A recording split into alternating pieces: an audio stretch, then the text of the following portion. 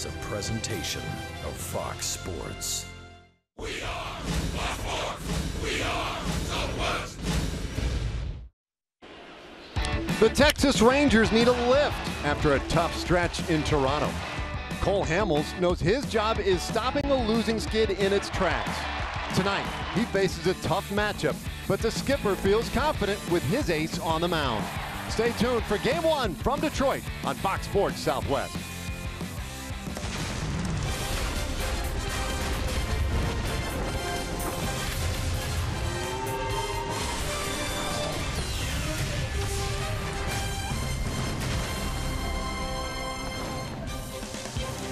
Texas Rangers baseball is presented by AT&T High-Speed Internet. Welcome to Comerica Park, downtown Detroit, home of the Tigers. As we get you ready for Game 1 of this 3-game series, Texas Rangers happy to get out of Canada, very happy to be back stateside, and we'll see if they can turn things around here against the Tigers team coming off a difficult sweep on the road. Hi again, folks. I'm Dave Raymond with Steve Busby.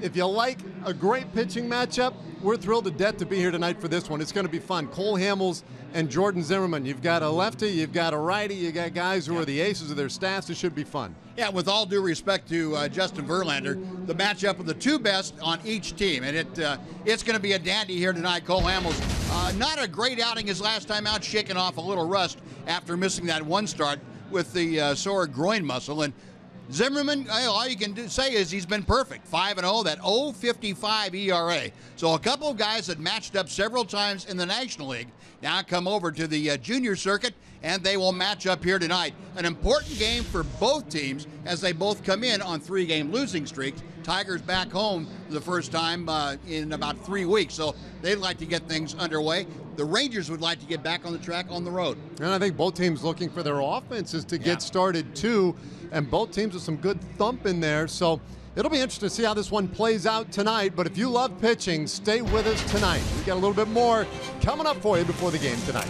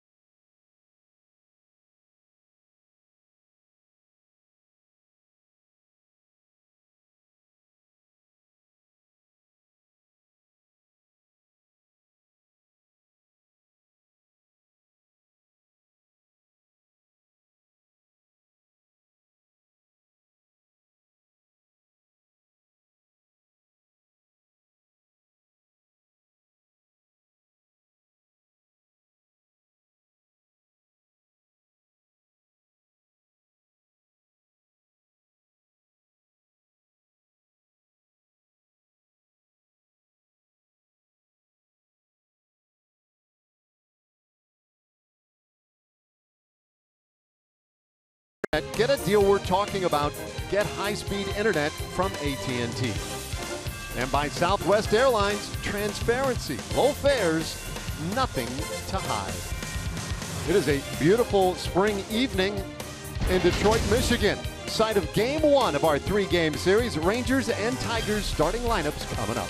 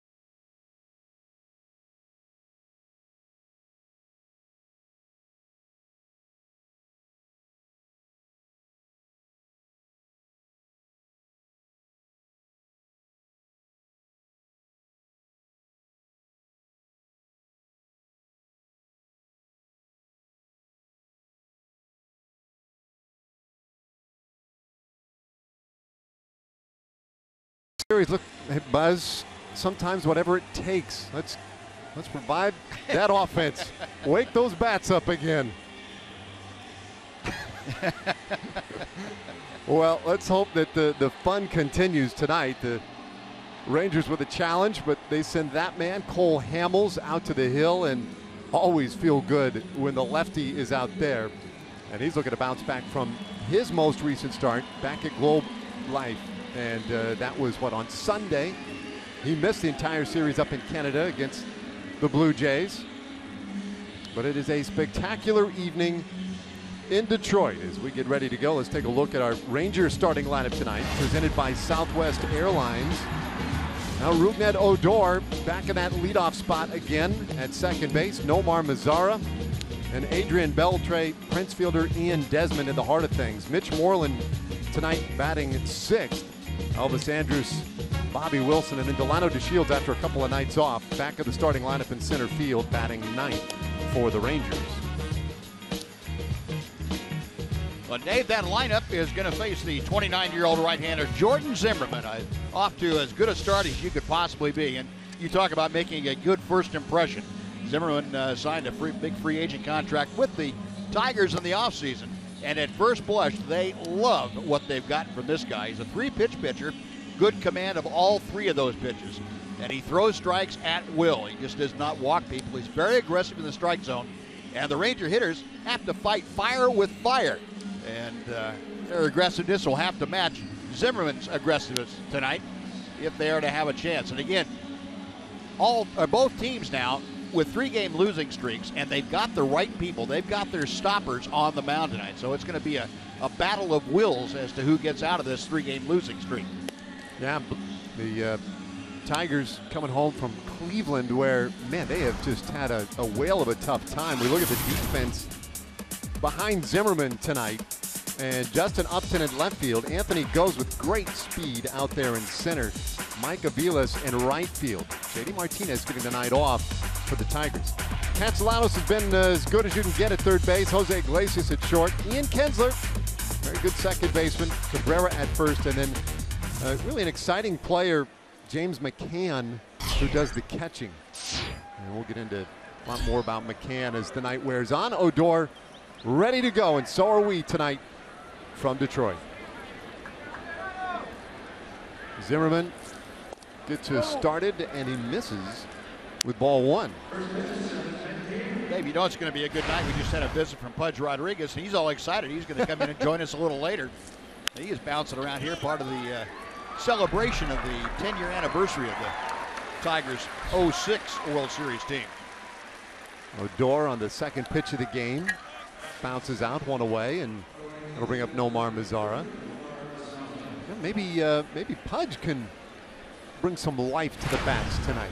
If you could get him in the lineup somehow, I'll guarantee you'd have a hit or two. There's no doubt. Here's Nomar Mazara. Average now 333. Coming off his American League Rookie of the Month award for April. And he had a real nice series up in Toronto, 6 for 16 with a home run. And a hole here, 0-2 to Jordan Zimmerman. So 21 years old, youngest player in Major League Baseball. But you would not know it to watch him play every night. Fourth in the American League in hitting this rookie season. Pop up, might be playable on that left side. Castellanos is over, and there are two away. Got a little more foul territory here. Not as bad as Oakland as far as hitters are concerned, but there's a good amount of foul territory from just past first and third base all around behind home plate. So, you know, hitters, well, kind of at a disadvantage in comparison to other ballparks in the modern day. Pitchers love it. And you know, oftentimes when people talk about ballparks as being hitters' parks, pitchers' parks, they look at the outfield dimensions, but that foul territory is a big factor. Yeah. Ball one to Adrian Beltre, the guy we noted in the pregame could maybe put this offense on his back and get him started. And a hard smash to short, backhand stop Iglesias. And it's a 1-2-3 inning for Jordan Zimmerman. Sharp in the top of the first. See what Cole Hamels can do with his chance.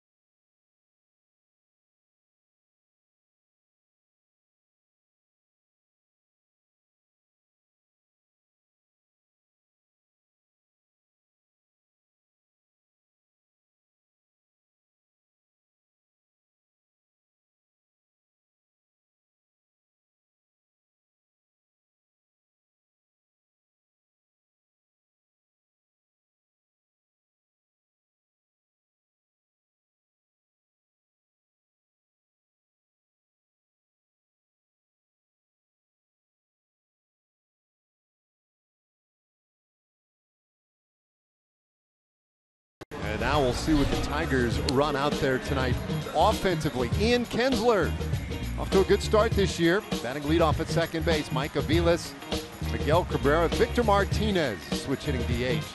Justin Upton's hot lately. Nick Castellanos top hitter in the American League. And James McCann, Anthony Ghost, and Jose Iglesias, the shortstop, rounding it out. And Brad Ausmus lineup facing Cole Hamels, who's making his 6th start. 3-0, so he still has that win streak going.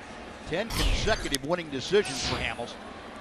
And Cole probably his least well-pitched game last time out as he came back off that groin muscle injury. 3.30 ERA overall, 2.52 the average, and that's gone up considering last time out he didn't fare very well, giving up 5 hits in 6 2/3. Misses up to Kinsler. It's 1-1.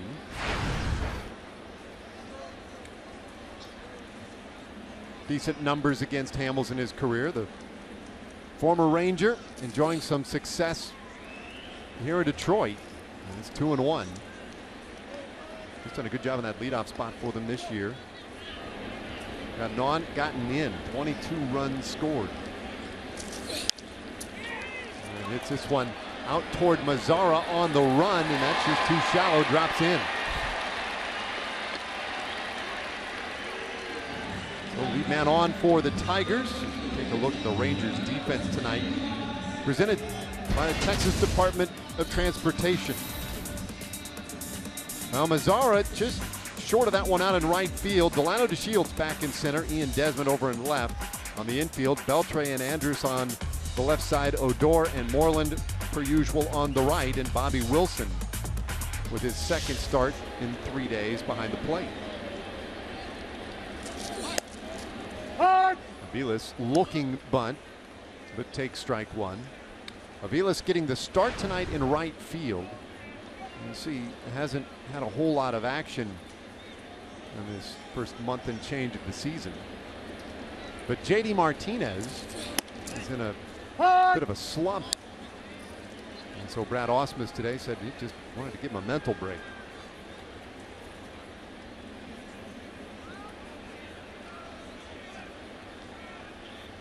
A lot of right-handed hitters in the lineup today against Hamels, and the dispatches of Aviles quickly and quietly for the first out tonight. There's Ausmus in his 3rd year as the manager here at Detroit, flanked by his bench coach there, Dean Lamont.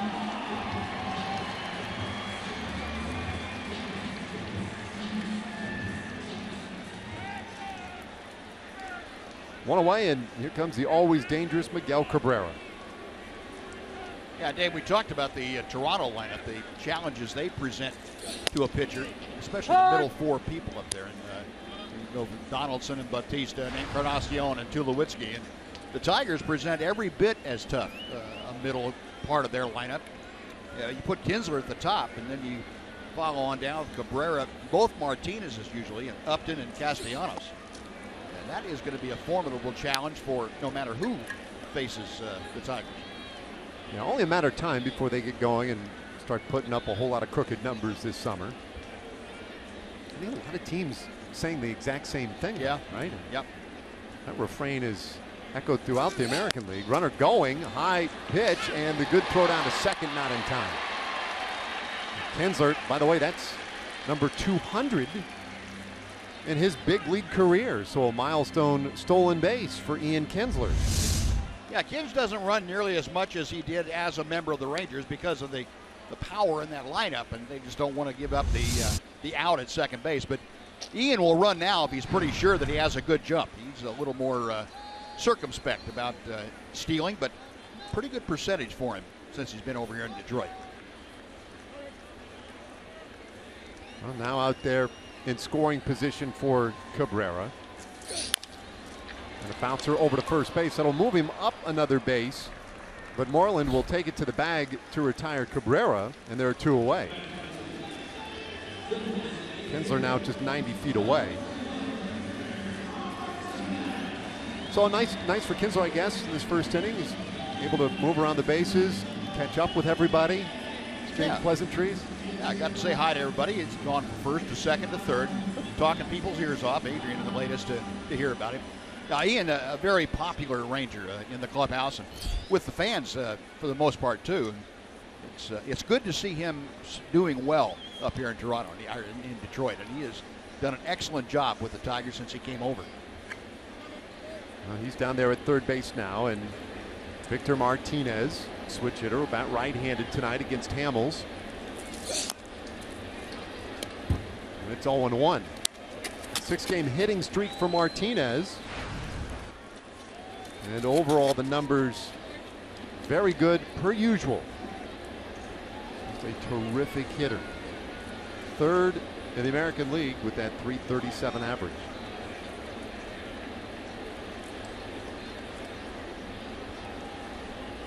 One strike pitch. And Hamels has done a real good job of getting ahead of everybody. Yeah, and David, it's very interesting to me to watch this unfold tonight in the first inning. Both teams have come out swinging early in the count. They don't want either Hamels or Zimmerman to get ahead so they can work their off pitches. So you see them going up there, the first good thing they see, first good pitch they see, they're going to have a hack at. 1-2. Both pitchers, for the most part, have exceptional command. They're going to be around the plate almost every pitch. Big left-hander, 6'4", uncoils, and that one shot foul. One other thing you might notice about both pitchers is that they won't exclusively throw fastballs first pitch. They will. They have the confidence in the breaking ball or the changeup in Hamels' case, and they will throw that on occasion, especially when the other team shows they're going to be aggressive early in the count. 1-2 from Hamels. Martinez, among the things he does well as a hitter is he's pretty selective. Has a good eye and makes good contact. And this day and age of, power hitters striking out as much as they do, he's somewhat of a rarity. He'll walk a lot, doesn't strike out a ton, and hits this ball into left field, but right to Ian Desmond. So inning over. Tigers leave a man at third base, and we played one scoreless inning tonight in Motown.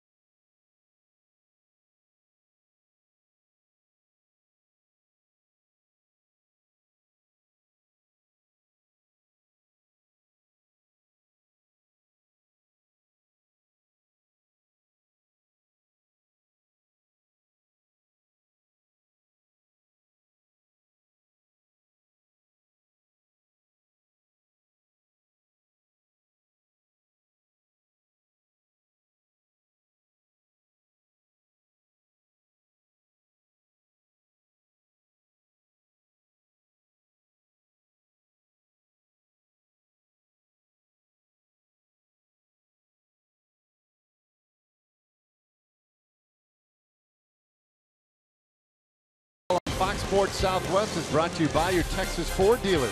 Visit your local Texas Ford dealer today for incredible deals and see why Ford is the best in Texas. Beautiful evening tonight in Detroit, Michigan. Second inning, and former Tiger Prince Fielder stands in.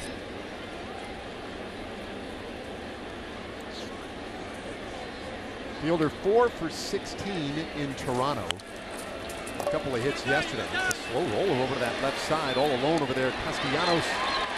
And he'll take care of Fielder for out number 1. Something you keep an eye on tonight, Dave, the number of mishit baseballs there are off of Jordan Zimmerman. He doesn't blow you away with 98 miles an hour on the fastball or a 12-6 yellow hammer curveball, but he keeps the ball off the good part of the bat and changes speeds subtly so that hitters never really can square him up. So Buzz, you know, when there's so many pitchers out there with so many different styles, as Desmond slashes one foul for strike one, it would seem that you would watch a guy like Zimmerman and you'd say to yourself as a pitcher, well, now, I think I could do some of that, right? I might have comparable stuff. Why don't I just do what he does? Why isn't it that easy? Why isn't it that simple? Well, you've got a couple things going. Guys come up through the minor leagues, they develop their repertoire, their abilities, and they figure, I've got to be the best I can. I've got to stick with what I do well, not pitch like I was somebody else. Bouncer third base, way back of the bag, and Castellanos just does get it to first in time. He might be taking a look at that one in the clubhouse just to make sure. Tough play for an umpire to call at first because the umpire is listening for the ball to impact the glove and watching for the foot to impact the bag. And when the ball skips a couple times, you don't have the real harsh pop of the glove when the ball hits it. It's kind of a poof instead of a pop. Sometimes it's hard to distinguish when that ball actually gets there. That one may not have made any noise by the time it got there. When it came out of his hand, I thought, well, there's an infield hit, but he did skip across the turf quickly enough to get Desmond 2 away. And here's Mitch Moreland. Oh. Moreland in at 250. It seems like every night we're on that edge of the seat thinking, well, maybe this is the night for Mitch, for Ian Desmond, even for Prince. That bat really gets going. Hasn't really happened yet. Yeah, what you'd like to have, I think, Dave, is 2 or 3 of the guys from, say, the 2nd through the 7th hole get hot at the same time. And then you have a chance to do some things. And Mitch has really been swinging the bat pretty well. Hasn't had a lot to show for it, but that's a good job of going the other way with Zimmerman. And you got that shift and a lot of room on that left side of the diamond, and Moreland pokes it right through. Zimmerman trying to come in with that curveball that time, a little softer pitch than his hard slider. He said thank you very much. He's on with 2 outs. So much for the no-hitter idea that Zimmerman had going. He only got the first 5, but Moreland on with a clean hit in the 2nd. And here's Elvis Andrus. Been a struggle lately for Elvis. 1 for 12 in Toronto. And with it, the average has dropped down to 293. Now, still a good number. You'd be happy with that, generally speaking. He did his damage early. And hits this one hard to the gap right center. That gets down and splits the outfielders. Good start for Moreland from first. Spike Owen waves him. Here comes the throw, and Moreland's in there. Elvis, meanwhile, the third, and it's 1-0 Rangers in the 2nd inning. Now the Tigers paid the price for having Aviles in right field playing shallow. Against Elvis, we've seen a lot of teams go to that kind of a defensive alignment. And Elvis hit that ball sharply enough that he got it by Aviles. And once he did, Anthony Ghost was able to run it down, but he had to slide to make sure it didn't go all the way to the wall. That gave Mitch Moreland enough of an opportunity to get all the way from first and score on that double. Well, there's some 2-out magic for you. Absolutely. Double, and then third base on the throw. This one popped up by Wilson for strike 1. It's chucking it right on around there. Good job by Moreland. Over to that backside of the plate. Plenty of room to get in. So 1-0 start for the Rangers. And it's 1-1 on Bobby Wilson. Bobby rejoined the Rangers on Wednesday, made the start Wednesday night. 1 for 3 with a walk. And now facing his old club, He was just with them less than a week ago.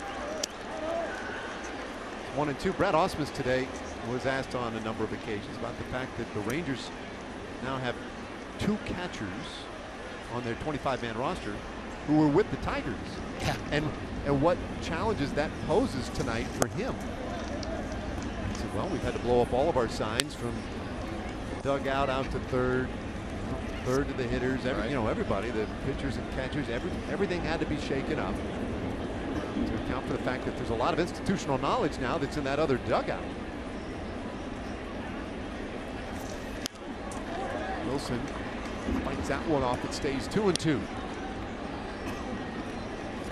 Yeah, I would think that catchers are probably the most aware of the various signs, both defensively and pitch calling, obviously. But from the manager out to the infielders and catcher for defensive alignments, whether they're going to throw through on a steal and things like that.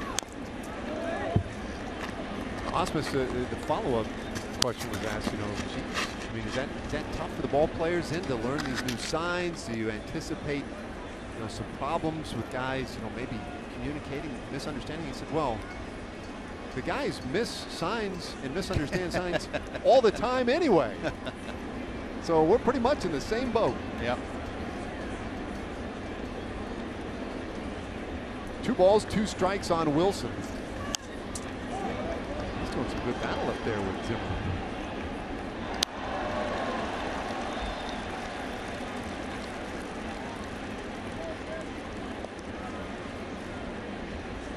Bobby was with the Rangers in spring training, ended up not making the club, being traded, and ended up with the Tigers and was really disappointed. And he hooks this one into left field, a base hit. That'll get Andrews home, and it's 2-0 Rangers. That's a big time at bat. Yeah, good job by Bobby Boy. He's really protecting the plate. He became a tough 2-strike hitter. And as you mentioned, they're just reaching out, poking and hooking that into left field for the base hit. Good job getting that run home. A big run, too. You're happy with one, but you hate to settle for it when you have an opportunity for more. And Bobby made sure that didn't happen. Well, given what we know about Jordan Zimmerman, he'd given up 2 earned runs this year. He's given up 2 this inning. So that qualifies as a real good start to this game for the Rangers as Delano DeShields takes strike 1. The Rangers looking at it like it's a new month. Maybe Zimmerman is fallible in May, if you want to call 2 runs fallible. I do. Absolutely. 1-1 to Delano. He's had the last 2 nights off. Back in the lineup today, batting 9th. And in center field, and hopes that maybe a little break from the grind sometimes can allow a guy to get right again. 1-2 on Delano.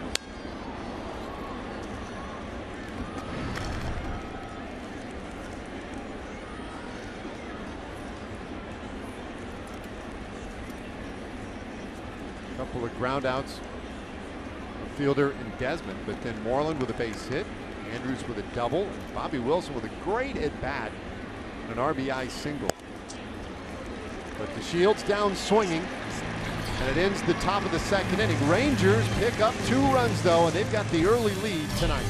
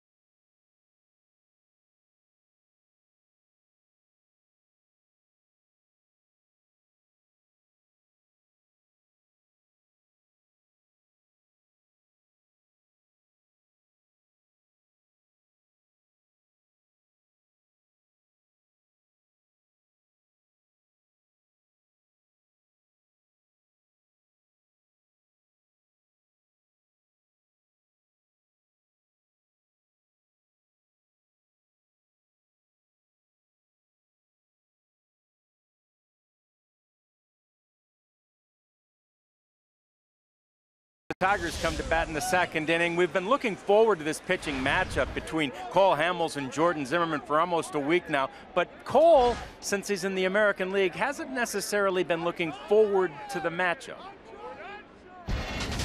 You really don't. I think in the American League, I think you could care less. But the National League, it's a huge factor. So, especially if you're going up against a guy like Bumgarner who can hit home runs off you. Here you're pitching, and you're pitching against an offense, and that is something that you're more focused on. I don't think you really look over and see who you're pitching against. So it is different. It really is. And now you're pitching against an offense with a 2-0 lead. So that's a good thing, guys. Back up to you. A very good point. Absolutely a good thing. And a good start to this one tonight for Hamels and the Rangers. Leading 2-0. Justin Upton leading off the second inning for the Tigers, and he started to heat it up a little bit. 1-2 the count. Upton at .252 for the year, but on a 7-game hitting streak.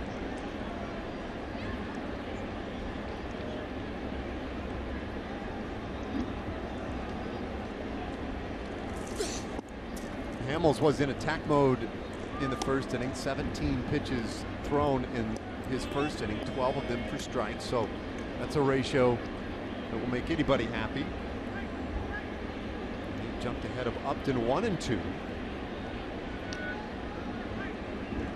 for a pitch to put him away here. Then hits it hard into right field, but Mazzara in a couple of steps, and there's one out.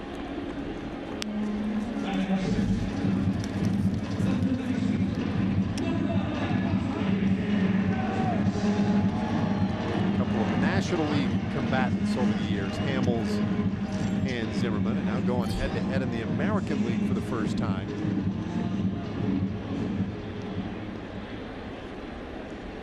Well, of the various hitters in this Tigers lineup, the casual fan, the fan who knows almost nothing about baseball, knows Miguel Cabrera, probably knows Upton and either, maybe both of the Martinezes in this lineup. This name, Nick Castellanos, would slip by most folks. But he's leading the American League with a .383 average, 5 homers, 22 driven in, and on an 8-game hitting streak.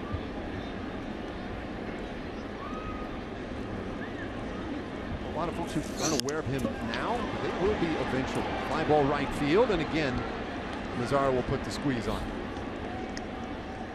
Hey, the Chicago White Sox take on the Rangers this Tuesday. First 20,000 fans at the game on May 10th will receive an MLB Network Rangers AL West Champs tote bag. Visit TexasRangers.com or call 972-RANGERS to get your tickets today.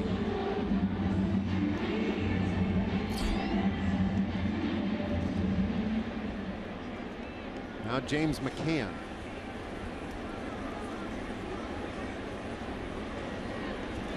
Strong right-handed hitter. A terrific young catcher. McCann's just 25 years old. Originally a second-round pick for the Tigers out of the University of Arkansas. And boy, last year was his first full year in the big leagues, and I think he established himself as one of the bright young catching, I don't want to say prospects, because he's going to be an everyday guy for a long time. He lines this one toward left, and a tough play for Ian Desmond. The defense there again in the second inning through 2. It's the Rangers by 2.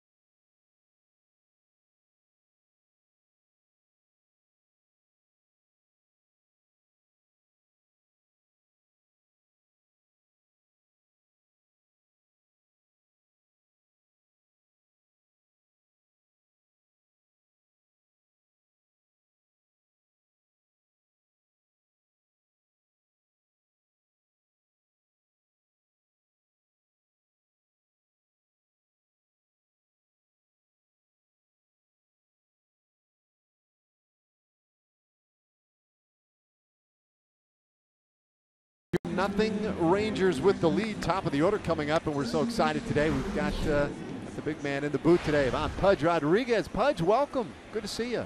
Thank you. Thank you for having me. We are in Detroit. Yeah, Wow. We are in Detroit. Yeah, I told you he was going to show up. That's good. We got him off the golf course. He's out tearing Oakland Hills apart. It was a great day. Yeah. Good golf course. Folks around here said it's the best day they've had weather-wise for the whole spring. Yeah, they beautiful. I got a lot of friends here, and they told me last week was very bad. Rain, windy, cold. But they're not good. Great day to the other course. Well, you bring sunshine with you wherever you go, Pudge. And oh, that's nice from you. Right? Look at you. Wow. Now, listen, you're here though. You're here as part of the year-long celebration, I guess they're having for that 016. Pop up down the right field line. And nice play by Aviles to track that down in foul territory. Great play. So what the heck are you doing? Well, you know, today I was talking to the media, and we're celebrating the 10 years of the 2006 World Series. And, you know, I heard that tomorrow is going to be couple of the guys, you know, not playing. They're going to be here tomorrow. And it's going to be fun. You know, can't wait to see those guys. Who's going to be in shape, who's not. Hey, that team, that 06 team, that was let's see, that was Verlander's rookie year. You got a chance to you kind of developed him, right? Yeah. I would give you all the credit for him becoming what he has become. But no, he was a big part of that team once he got going. Huh? Well, you know, when he got here, he is already good. You know, the first time I caught him, you know, I knew that he's going to be great because his fastball was tremendous. He was, you know, 100 miles an hour. And 100 miles an hour strikes, you know, and not even in the middle of the plate. He can work the corners, but, you know, when you have a kid like that, so young, to came in and have 4 quality pitches, you know, you got a great fastball, slider, curveball, and a changeup, and be able to dominate, you know, that quick in his career was pretty good. Beltre at the plate with 2 out here in the 3rd inning. Even Verlander, I mean, all the 5 guys that we got, you know, it was great. Kenny Rogers, you know, Verlander. I mean, we have unbelievable. One of the reasons that we make it that long is because all the pitchers stay very healthy. All right, it's a 1-2-3. Top of the 3rd inning. We'll keep Pudge with us as we head to the bottom of the 3rd. Rangers lead 2-0.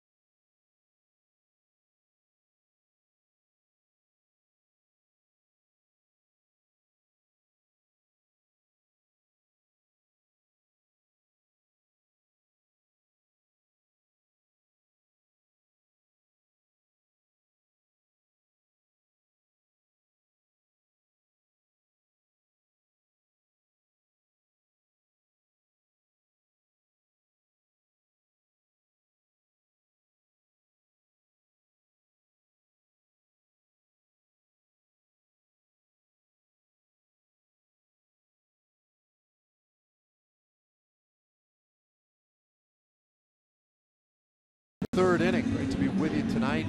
The pitchers duel, Cole Hamels, Jordan Zimmermann, in the opening game of this 3-game series. I'm Dave Raymond with Steve Busby, and Pudge with us tonight up in the booth here in Detroit. We got him out of the studio. Dana let you go for a night. Jeez. Well, I'm missing Dana. Dana, hello. I'm missing all of them. Mac, Dana, all the guys. I don't miss in the studio. It's a little boy.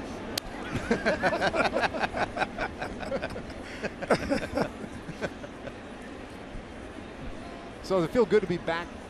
Bring back a lot of memories to be back here in Detroit? Absolutely, yes. You know, great fans, you know, for the team all year round. You know, this is one of the, you know, good places, you know, to come watch and play baseball right here, you know. The atmosphere of, you know, on the field, you know, when you in there, you know, you can see the field, you know, it's so open and you see the fans right there with you. And, you know, it's great, you know, see the background out there, you know, downtown in the back. It's a great place to play baseball. When you came here, I remember when you signed in the winter prior to the 04 season. I remember where I was. I remember hearing that news because I want to say Detroit was coming off 119 losses the year before. Yeah. And I thought, what? Pudge? Well, what's he going to Detroit for? That's a good question from you, but yes, it was. You know, my family and friends, you know, they tell me, "What are you doing? You know, are you okay? Are you thinking right?" Coming from a World Series, you know, team, right. World Series champ team, and to come to the worst record team the same year that you win, and but you know, I make the decision because Mr. Illich and Dave Dombrowski brought me in, and they told me that they're going to put a good team around me, and basically they did that. You know, after I signed, you know, Verlander came in, they called Verlander, you know, from AA to the big leagues, and then they brought Mike Ordonez, right. You know, Carlos Guillen, Polanco later in the year, and then we become a great team. But I think all started from, you know, from the chemistry that we have on the clubhouse. You know, we have Alan Trammell, you know, as a manager, and he brought some a lot of veteran, you know, to the team, presence to the team, and we take the charge and we follow him with you know, with the thing that he told us to do. Always loved Alan Trammell. I've always thought great baseball man, and he was a fun guy to play for. Yeah, it was Trammell, Kirk Gibson, Juan Samuel was part of that coaching staff, and you know, those three guys, you know, as we know, those guys was serious gamers. Hard-nosed baseball players. Yes, very hard players. You know, cannot take anything for granted, and yep. Obviously, when you have three coaches like that, you have to follow everything they said. Moving from, you mentioned the couple years before that in Miami, winning the World Series, coming up to Detroit. Difference, a different kind of atmosphere, a different kind of accomplishment. Which one are you more proud of? Well, I think it was different because in Miami was the youngest team, you know, more young. You know, I worked with a very young pitching staff. Right. You know, you're talking about Brad Penny, Josh Beckett, you know, all those guys, very young. And it was a little different ball club, you know, starting spring training, be able to get there, and I was the only player that signed at the free agency that year in '03, and you know, and be welcome to the team the way that they received me at the time. It was very good, and you know, we start the season a little struggling, but well, when the season goes along, we just start to clicking great as a team, and the pitching staffs, you know, started to pitch, started throwing the ball the way that they can go and throw. And but as far as, you know, between, you know, Tigers and Florida, you know, it's different. You know, this, you know, when I got here, Dimitri Young, a little veteran guys here at the ball club, which is, you know, it was a little different. Because they already play hard, they already have a team going, even though they lost that many games that year. But that team stayed a couple of years later with us, and we be able to be in the World Series with guys like Dimitri and the guy that was here when they lost 115 games. So Pudge, not to put you kind of in the studio mentality, but to ask you a question about this Rangers club. You know, it was a tough series up in Toronto. Right. We just feel like this offense is, at some point, it's going to all fall together, going to start clicking again. Right. You've been in those situations, no doubt, where, you know, scuffles have happened. What does it take? What usually is the key to that getting going? Well, you know, as you guys know, I've been saying that in every pre and post games that I've been working at the team. But you know, they're gonna hit. I mean, these guys are gonna hit the ball, and they're great hitters. But that's why there's 162 games. Yeah. You have to keep playing hard every day. You have to keep grinding and play hard, and they're gonna change. You know, they've been facing great pitching. You know, I think they all started from Chicago. You know, when they're facing a pitching staff they lead in the league at the time when they went to Chicago, and then you know they have a great homestand, and then they went to Detroit. And hey, you know you have to admit it sometimes that Toronto. You have to admit it that Toronto teams always hit good at their ballpark. You know, they're a power hitter, and they're gonna be fun. But as a hitter, you know you had to keep fighting, keep swinging the bat, and you know. And that's why you have 600 at-bats for a year. You know, you have 600 at-bats. Think about this. That's 600 at-bats. And you have 200 hits. That's 333 batting average. Yep. But how many times you have? 400.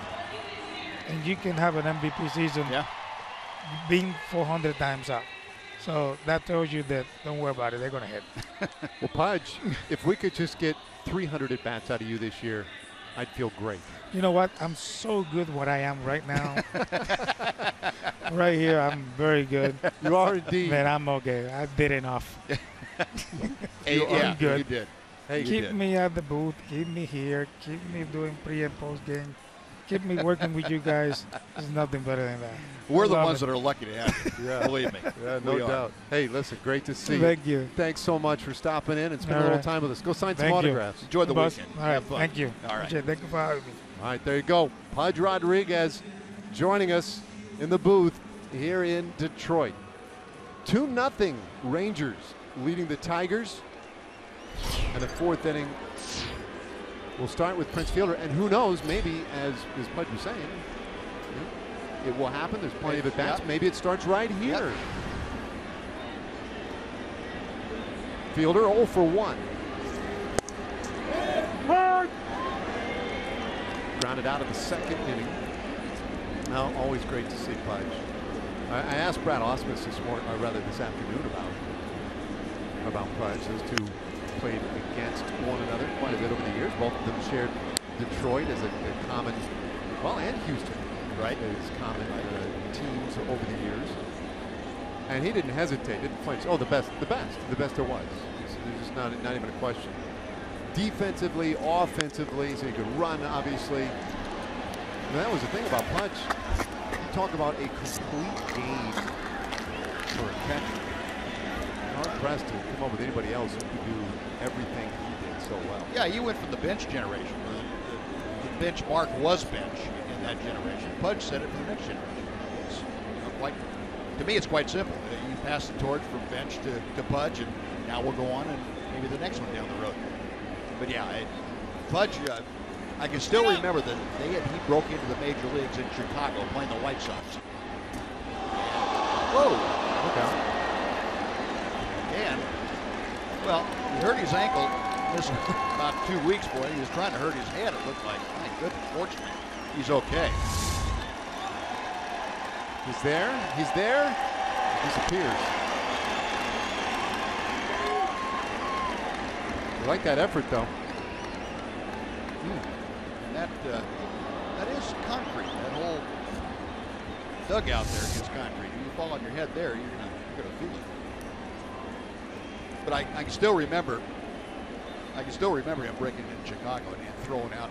I think it was Joey Cora a couple of times in that ball game. It looked like somebody took a golf ball and hit it with a driver going down to second base when he threw it. Just a frozen rope down there. We'd heard a lot about him. I think, you hear a lot about young players coming out. He was the real deal plus Fielder fouls one back right at us. Count stays 0-2. Let's see, when he came up, 19 years old. Yep. Oh, 91. Played 21 years in the big leagues. And you know, the thing is, over 300 homers, the stolen bases. Fielder bounces it right into that shift. Kinsler is there and puts him away for the first out of the fourth inning. When I asked Ausmus, though, what stood out to him, because again, most catchers don't put up the offensive numbers that Pudge put up. Right. And still, especially, and still be a great defensive catcher. And Ausmus was a fantastic defensive catcher. He said the thing that stood out most was the throwing, which is somewhat remarkable given all the other numbers. And I think puts in perspective just how good he was at every single aspect. Yeah, you can make a very strong case, and people that have seen a lot of catchers through the years have told me the same thing. He was the best throwing catcher that anybody has ever seen, including Ben. And I don't doubt that. Pretty good stuff. Desmond slicing one down into that right field corner, and he has a one-out double in the fourth.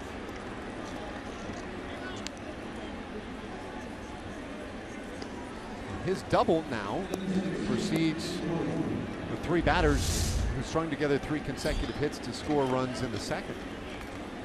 Ian Desmond going after his former teammate. That would be Jordan Zimmerman over there with the Washington Nationals. Good job of hitting by Desmond. Zimmerman, I'm sure, would have liked to have had that pitch down a little bit more. He knows Ian Desmond very well as a strong fastball hitter to all fields. He need to keep that ball down, and he wasn't able to. 4 Rangers hits tonight, leading 2-0. Moreland asked for and is given time by Larry Vanover. Plate umpire and crew chief tonight.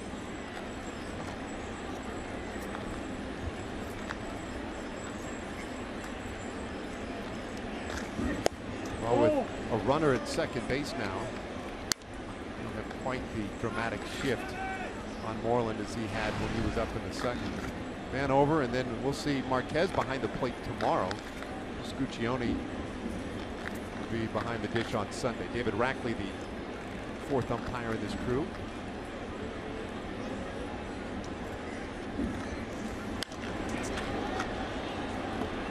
Moreland took advantage of that dramatic shift in the second and just punched one out into a whole lot of green grass in left field for the first hit of the game. You can see not a straight up traditional look on the infield. Not quite as dramatic as you typically see for him. Yeah, that number 2, that last pitch that Zimmerman threw, he got away with it because he was trying to go in. And that pitch was up and away, and Mitch had a pretty good hack at it. That would have defeated the shift again because Mitch would have taken that pitch much like he did the first time up, right through that shortstop hole. So see, for the young pitchers, every time you make a mistake, it doesn't get hit on the ballpark. Sometimes, but not every time.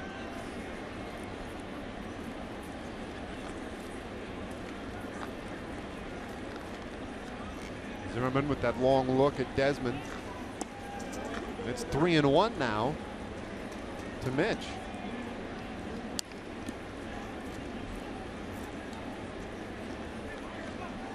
Well, you're right, not every mistake gets hit, but talking to hitters, a lot of really good hitters I've asked over the years about hitting. They say the only thing you ever do is a mistake. You almost never hit a guy's good, you know, if he makes a good pitch, he wins. No, I don't think that's You don't totally think true. so?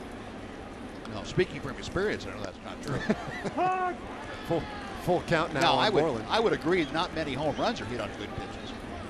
But I've seen a lot of base hits spoil really good pitches, that, especially in bad situations where you don't want it as a pitcher to have that happen. So the worst time possible. Yeah, exactly. You know, like the doomsday. No, but you know, growing up, and I tell young guys that I work with in pitching, you grow up and you watch Sports Center your whole life, and all you see are hanging breaking balls hit out of the ballpark at 600 feet. So you start to assume that every time you make a mistake in the middle of the plate, it's going to end up in the next county. And that's just not true. You can't live with that fear. You don't want to make mistakes, but every one you make isn't going to turn out extremely bad. Marlin continuing to do battle here with Zimmerman, the 3-2. And he got a piece of that to stay alive. And that's one thing they've done well early on here is the Rangers have fought off some decent pitches and kept at bats going. Yep. Maybe none greater than Bobby Wilson. Right. Bat in the second. Turned that into an RBI base hit. That'll put a smile on the skipper's face. Batter, some wise comment down in the dugout. One of the two.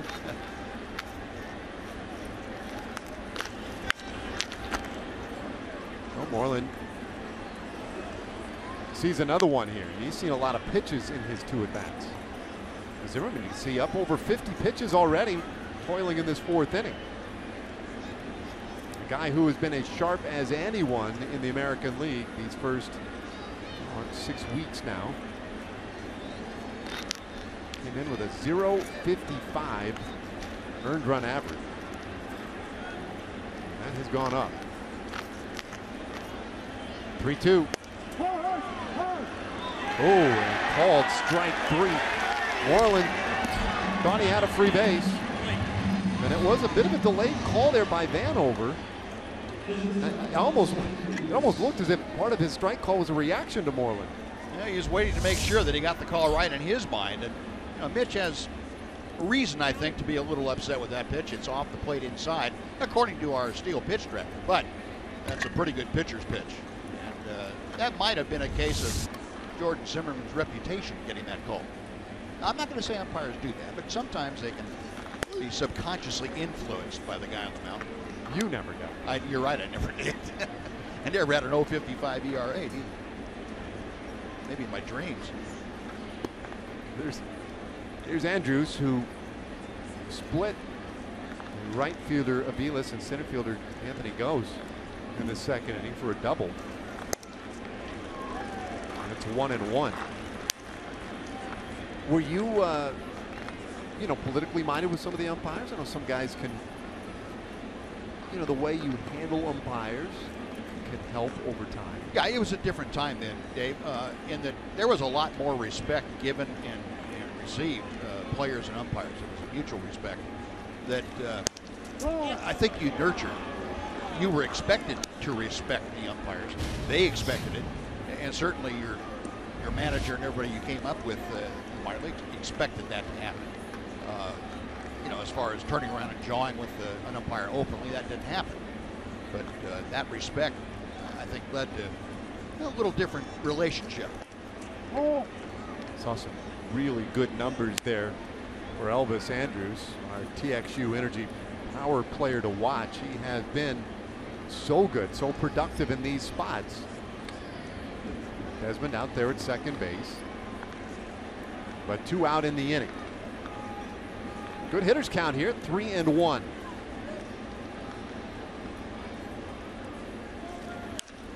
And Andrews pops it up. That could be a tough play out there to shallow left field, but the shortstop Iglesias runs it down and the inning is over. Rangers leave a man in scoring position. We go to the bottom of the 4th inning.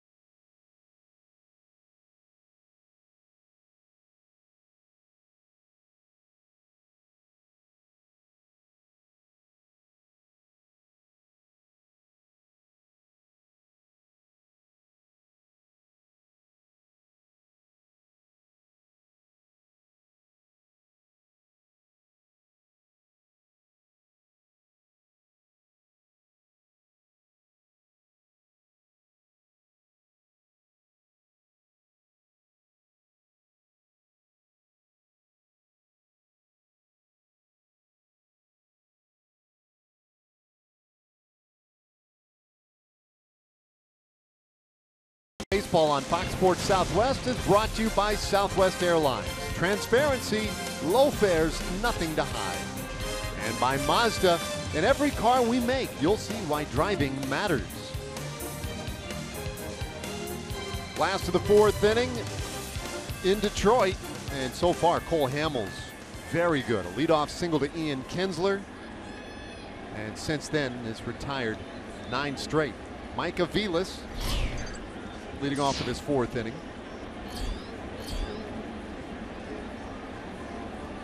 Former Cleveland Indian, a utility infielder and utility player, really, for the Indians. They used him all over. Today, getting a start in right field for the Tigers, and he is 0 for 1.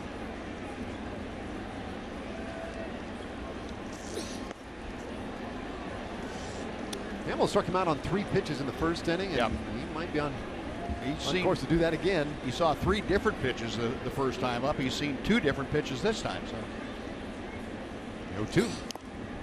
And indeed, he got him. He got all 3 of them again. So just in a different order. 6 strikes. Time to send it back to Dana Larson in the studio for a Chevy game break.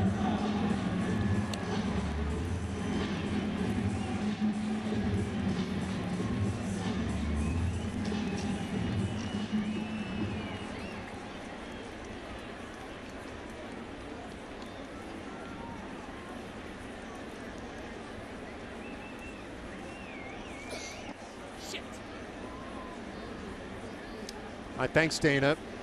1-0 to Miguel Cabrera now. Boy, Buzz, Hamels really looking the part tonight of that shutdown guy. Yeah, he wasn't really happy with his outing last time that he went out there. It felt like he was a little rusty, making mistakes both mentally and physically in his game, and he just won't tolerate that. He's such a perfectionist that he worked very diligently between starts in his bullpens, and he's taken a little extra added incentive out there to the mound, if you will. And he always has something, you know, when Cole's right, like he is tonight, he always has something the second time around the lineup that he didn't show him the first time around.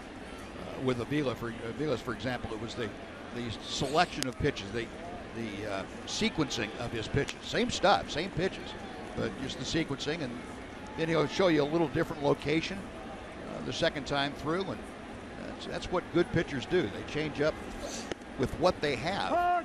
They all have the ability to manipulate the counts in their favor.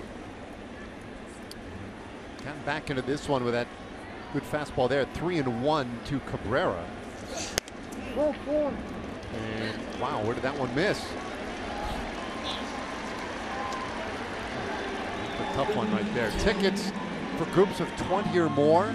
They start at only $12 and offer savings of nearly 50%. Group pricing is available in 9 different seating areas, plus the all-inclusive and newly renovated Cholula all-you-can-eat seats. Learn more about the group savings offered for every Rangers game at texasrangers.com/group.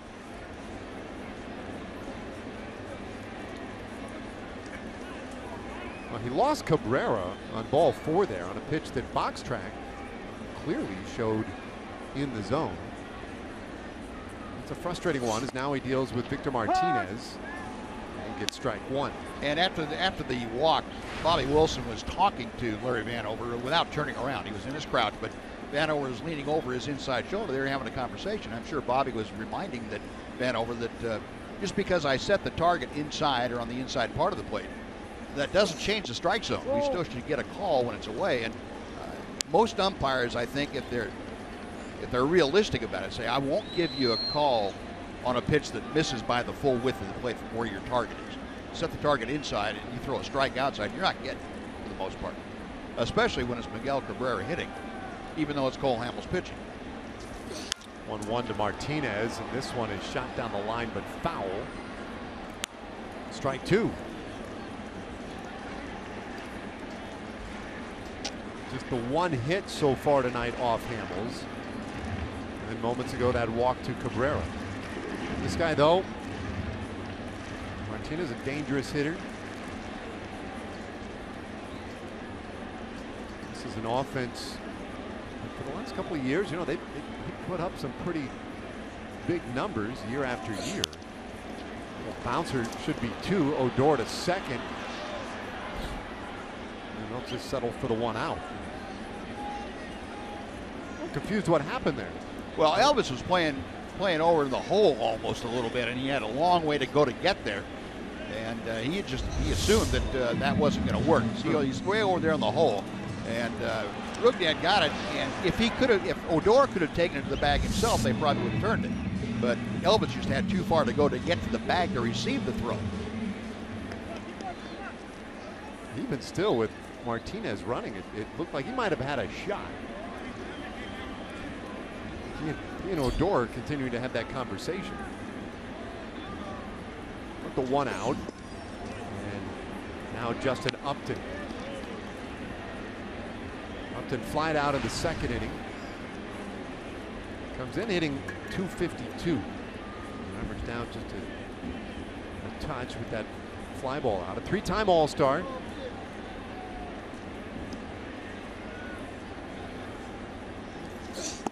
Oh.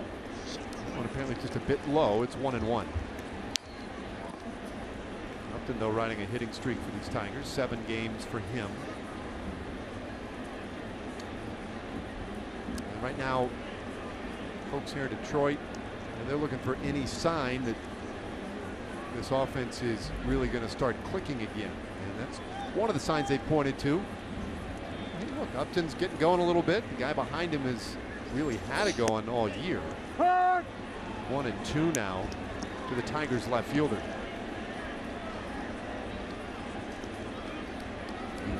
Castellanos leading the American League in hitting. I think that kind of a question would have stumped most folks on a trivia question. Who's leading the American League in hitting? There's a swing and a miss. Upton down on strikes. Couple of punch outs in the inning for Hamels. Morgan with a 2-0 lead.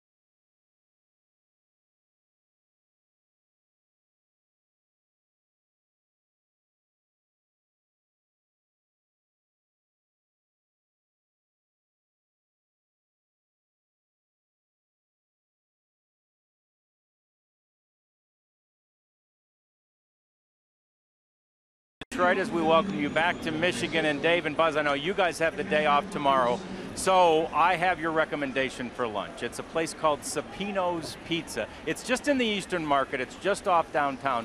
Let me show you what the pizza looks like that I had there for lunch today. That is the Motor City wing thing. It's got, believe it or not, smoked turkey on it, and it's got beautiful Gouda cheese and mozzarella, and then a whole bunch of veggies that make it taste like a plate full of buffalo wings, believe it or not. It's delicious, it's awesome, and of course you gotta wash something like that down, right? You gotta cleanse the palate, if you will, so that right there is a cannoli. Are you kidding me? It's loaded with pistachios and chocolate sauce, and there you see the blast out into center field by Bobby Wilson. The cannoli, delicious, a good way to cleanse your palate. And then, you know, my favorite part of the lunch, since I'm back here in my home, was that I got to have it with my dad. So we all enjoyed it. We had some pizza, we had a cannoli, and you know, You guys don't get to eat with my dad, but I'm recommending Sapinos, guys. Way to go, Johnny. Look at that. Dad's looking great, by the way. That was nice of him to come up with that low-cal fare for us. We could know where to go and maintain our Buzz, we'll have that down by the first inning, and then we'll be asleep in the third. That is, wow. Good job, Johnny. That's a big day. You know, considering we didn't get in until, I don't know, I think I was in bed, maybe 2:30, something like that. Get up, get yourself a big meal. Sure. Radigan. It's a gamer. One out here in the 5th inning after the Wilson fly out, and Delino struck out in the 2nd, but is ahead here 2-1 on Jordan Zimmerman.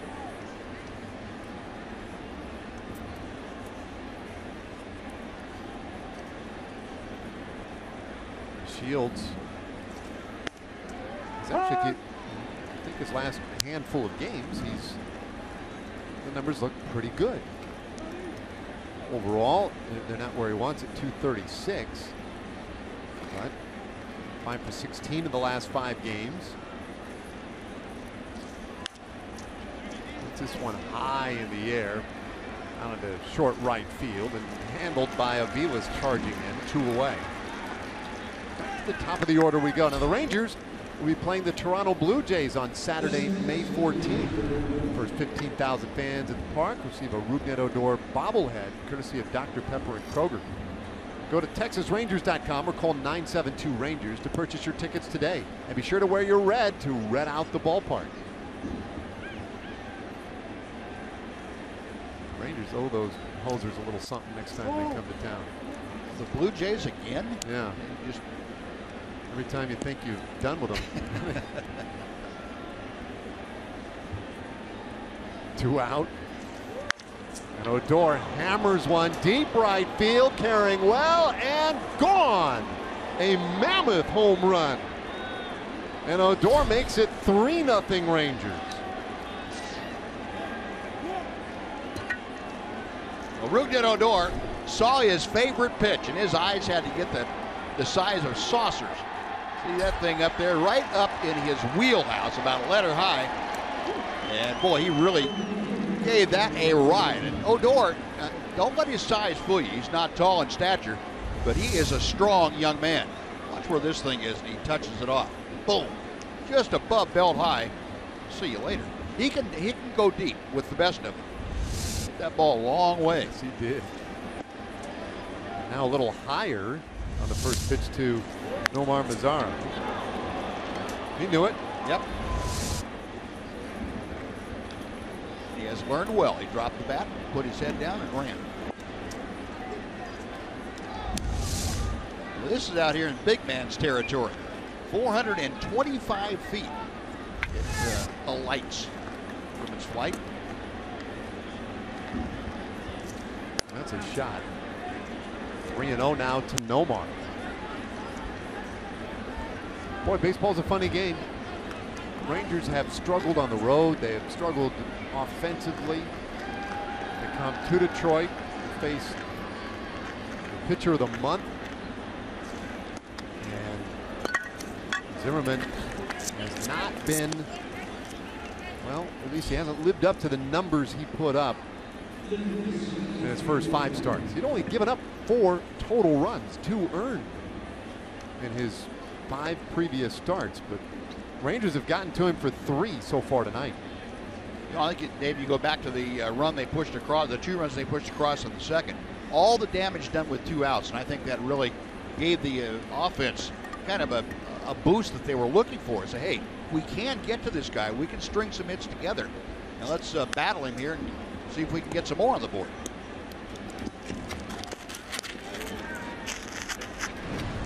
Taking a look at the Ford leaderboard. Now look at these highest averages versus an opponent since 2010, so the last 6 years. And Adrian Beltre, one of those guys who has just terrorized the Tigers.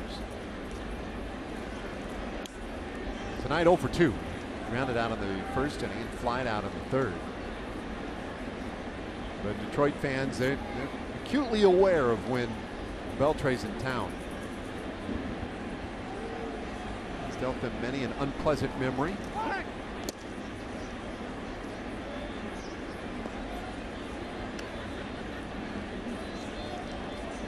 So Zimmerman, after giving up the home run, walked Mazara, and that's another thing that is somewhat surprising or indicative of maybe a state of mind for him. He does not walk guys. Time called just before he was about to deliver.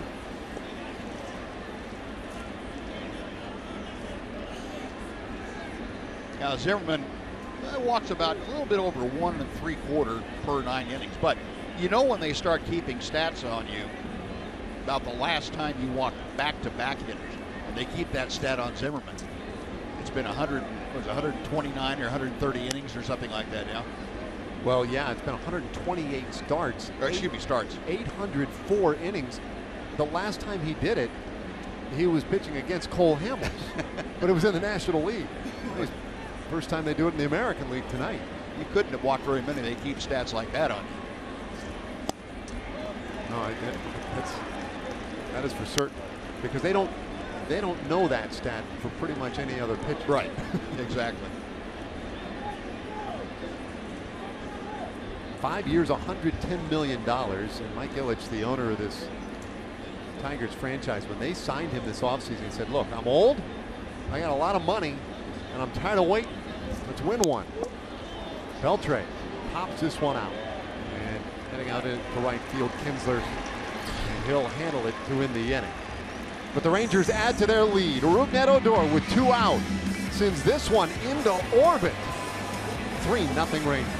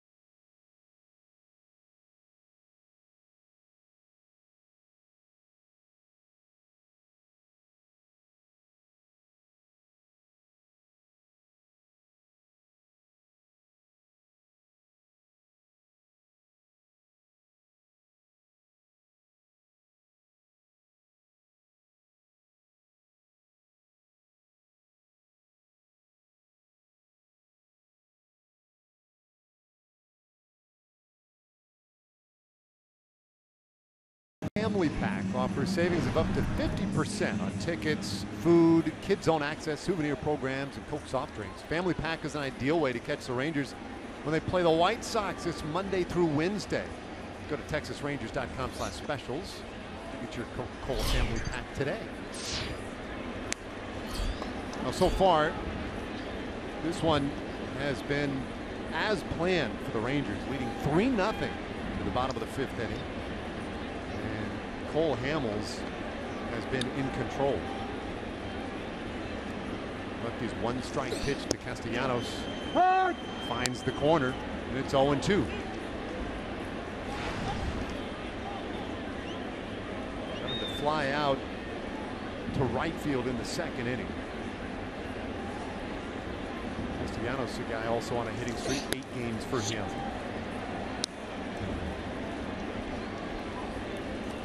Guy who all the way through the minor league system, it seemed like every stop was the Texas League Hitter of the Year, the Pacific Coast League Hitter of the Year. Where he went, he was the guy who really stuck out. And they knew he would hit in the big leagues. They didn't know exactly when, how long it would take. But suffice to say, he is communicating with his bat that, yeah, he can handle major league pitching as well.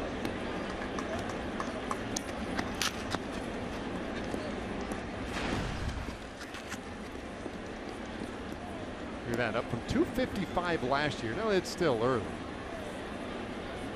That is a pretty big jump, 128 points to the average.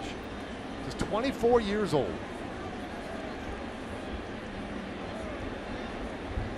2-2. Got him swinging, and there's one away in the 5th inning. Well, time now to send it back to Dana Larson, back in the studio. She has a Chevy game break.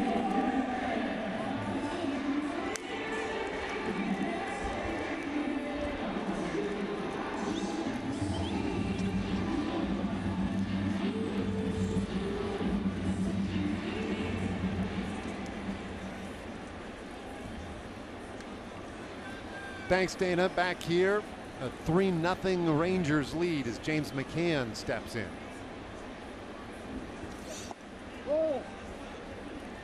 Hamels missing at 93 there. I think I should go back and double check this, but his velocity has been up a little bit higher than that tonight. A little pop on that fastball. 1-1 now to McCann. Yeah, he's been pitching at 91, 92, and every once in a while you see him pop it up to 94, and a good 16-mile-an-hour variation too between the curveball and his best fastball. And that's a real good area to pitch in for Cole Hamels, for anybody. But with Cole, when he starts changing speeds with the fastball so that it varies 3, 4, 5 miles an hour, and then has command of the curveball to drop it at any time, he's going to present a real big challenge. Well, he's ahead of McCann here, 1-2. And it'll stay 1-2. Well, we've talked a little bit on this trip about that speed differential, right? From your hard stuff to your soft stuff. You gotta keep guys off balance. What is that? What is the ideal number? You know, it's got to be at least what, like 8 miles per hour? Is there a number there you look for? Well, no, because it turns out to be what the hitter perceives your velocity to be. You know, if your changeup looks a lot slower than what the actual gun would read, that's what's important. If it comes out of your hand such that a hitter, you know, really thinks it's a lot slower than the fastball, then you've got the right speed. But you like to have a variation between your fastest fastball and your slowest breaking ball or changeup. About where Cole is, about 15, 16 miles an hour. That seems to be manageable, and on that one, McCann was swinging before it ever got to the plate. So that's what his perceived velocity was. He was swinging at perceived velocity, and the ball wasn't quite there yet. That makes a pitching coach and a manager feel pretty good when your pitcher's doing that. Pitching coach can relax a little. Yeah. Doug Brocale rather enjoying this evening. Didn't see a whole lot of that last night. Chuckling and smiling on the bench.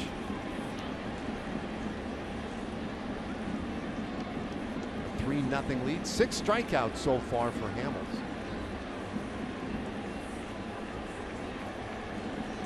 Anthony goes. A whole 0-2. It's a 2.08 average for this speedy center fielder. Their challenge is to get him on base. And once he gets on base, he's dangerous. This guy has great speed. But he strikes out swinging, and Hamels strikes out the side in order in the 5th. Off to the 6th we go. This one all Rangers.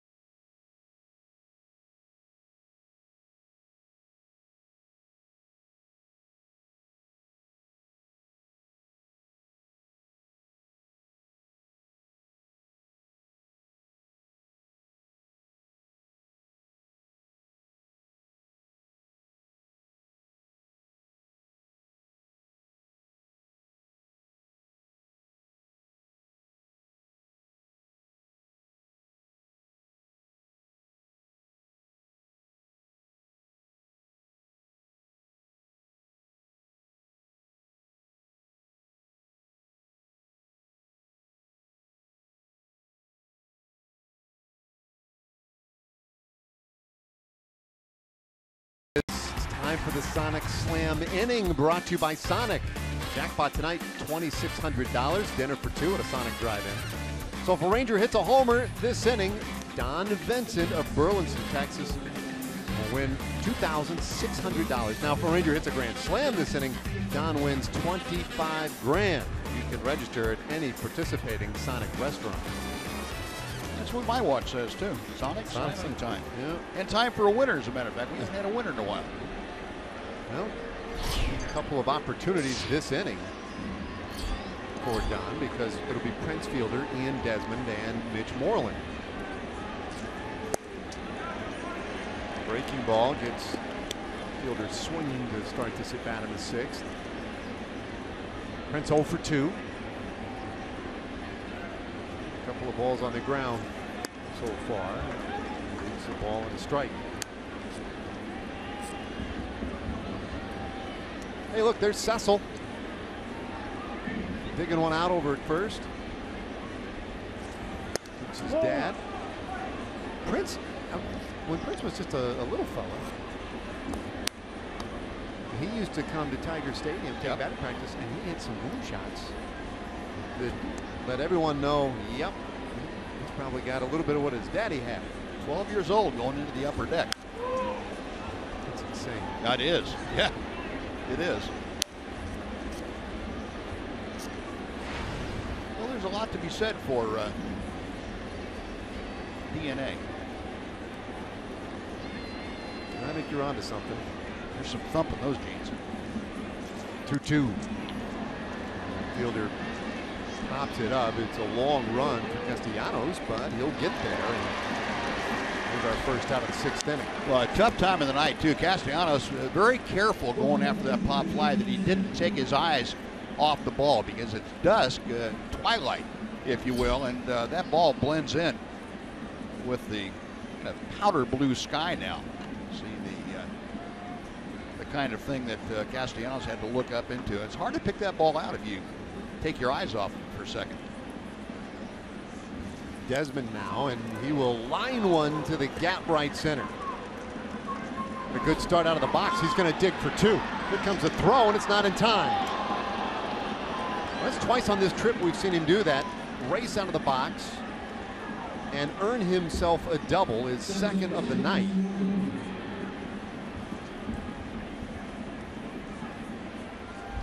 Well, the thing we know about Ian Desmond, whether he's hitting a .130 or whether he's hitting .430, is that he is going to hustle. He is going to go hard on every single play that he has a chance to, and he just willed that into a double right out of the box. He had a double on his mind, and he had the idea, as he does every time, that he's going to round first and make them make a good throw to stop him from going to second. His idea is to make every hit a double. You know, off the bat, that was nothing automatic about it. Nope. Moreland takes one tight for ball one. We're talking about hard-nosed players earlier tonight, kind of the old school style, and Desmond, definitely one of those guys who harkens back to a different era. I mean, he gets after it every pitch. Loves to play the game. And, couldn't be any more enthusiastic about playing baseball than Ian Desmond is. Back there in time. And he appreciates the help.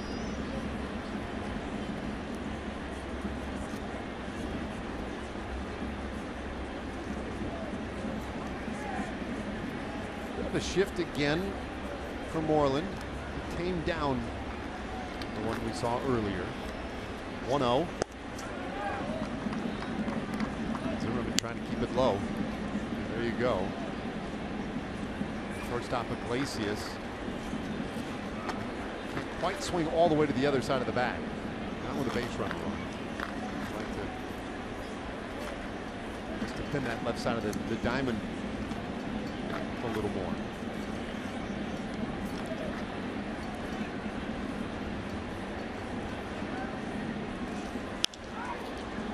One popped out into left field. Upton is there. And two gone. That'll get Andrews to the plate. Elvis tonight is 1 for 2.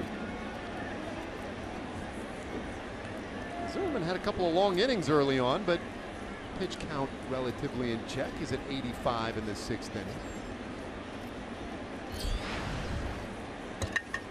Yeah, fairly cool evening here. I don't think fatigue is going to come into play. Guys have now had 5, 6, 7 starts, so you should be able to go as long as you need to in this ballgame without worrying about the pitch count load.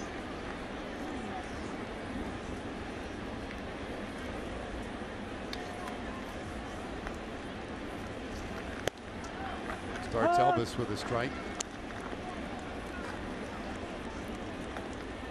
Andrews doubled in a run in the 2nd inning and then scored. All of that happening with 2 out. And that Bobby Wilson at bat after his double in the 2nd inning. Turns out really kind of changed the feel of this game. 1-1.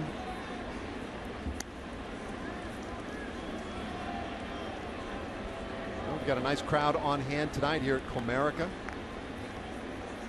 Really a beautiful venue. Great ballpark. And they've enjoyed some success in recent years here in Detroit. 4 straight division titles. Of course, they've had many decorated stars of the game. Guys like Cabrera won a couple of MVPs.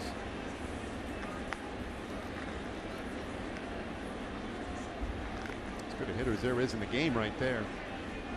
1-1. Ball 2 to Elvis. A 4-time American League batting champion. That goes a long way to making you a superstar. Puts him in some really cool company. Of course, this franchise, one of the original American League charters. Fly ball center field, right to Anthony Gose, and it ends the end. A 1-out double by Desmond, but nothing else doing in the 6th. Rangers leading 3-0.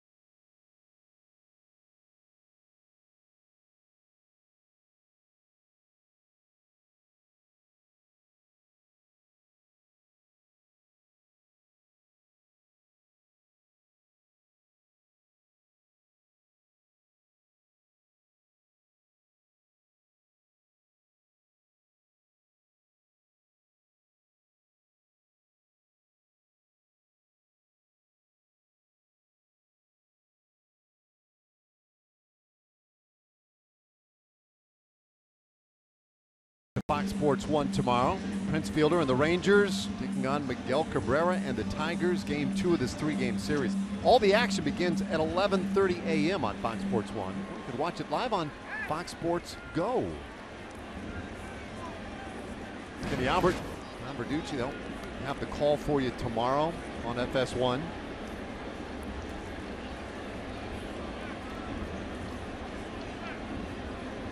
Nothing. Rangers leading here. Cole Hamels, as he had command of the strike zone tonight, starts Iglesias off with strike 1. 9th place hitter for the Tigers.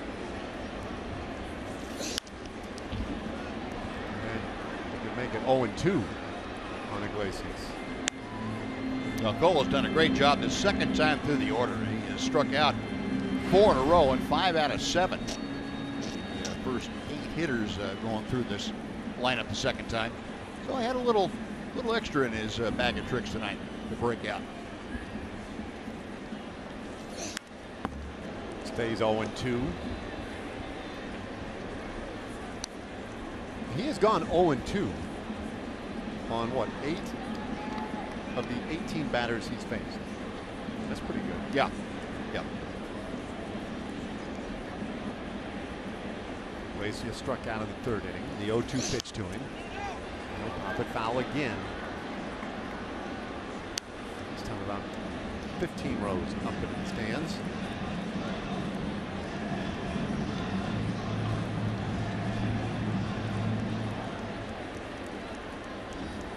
Tomorrow, by the way, it'll be A.J. Griffin and Mike Pelfrey. The pitching matchup. Well, now Iglesias is just, he's just become a little bit of a pest in this event. Hamels is going to say, well, that's enough. Do that a couple of times, but knock it off. 0-2. And that one is looped to Andrews at shortstop. Nice grab by Elvis.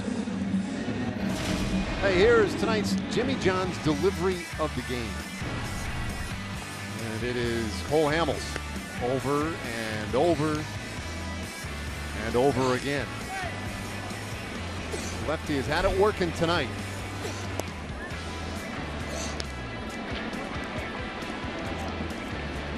Seven strikeouts, 2 times through the order. There's Ian Kinsler. He missed by a lot. He missed it all, 1-0.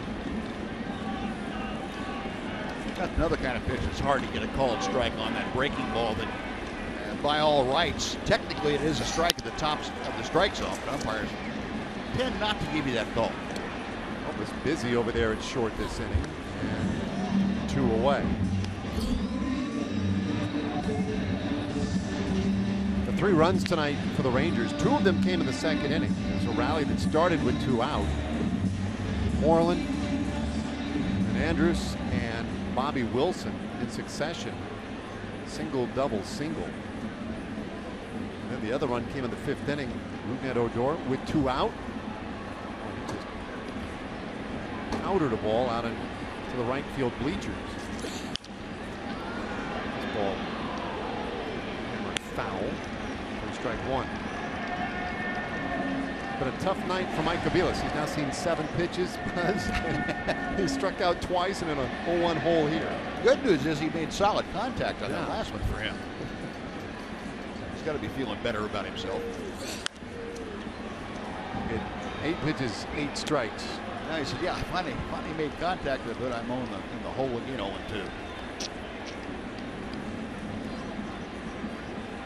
Struck out swinging in the 1st, did it again in the 4th. The lefty's 0-2. There you go. That's the first time that Aviles has seen a ball.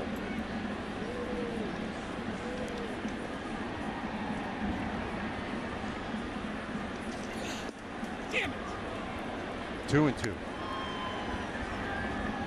Aviles with a bit of a spot start tonight. We would expect to see J.D. Martinez back out there in right field tomorrow for the Tigers. He's in a scuffle. It's a full count now on Tigers' 2nd place hitter.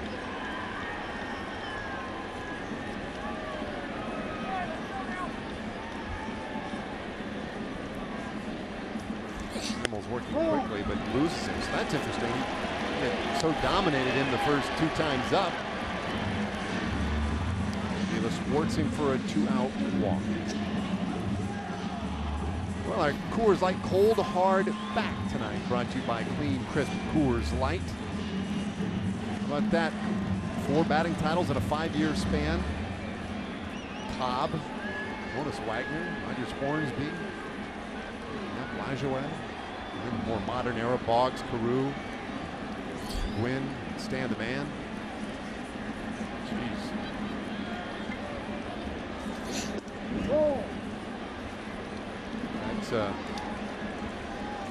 That's a star-studded group. Pretty exclusive company.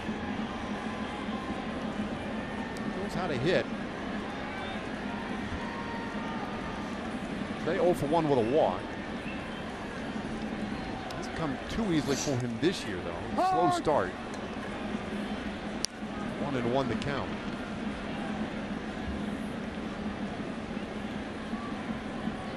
You see by box tracks. Well, where's pitch number 1? Well, it's right underneath number 2. That's what Cabrera was asking Larry Vanover. That changed so quickly from a ball to a strike. 1-2 the count.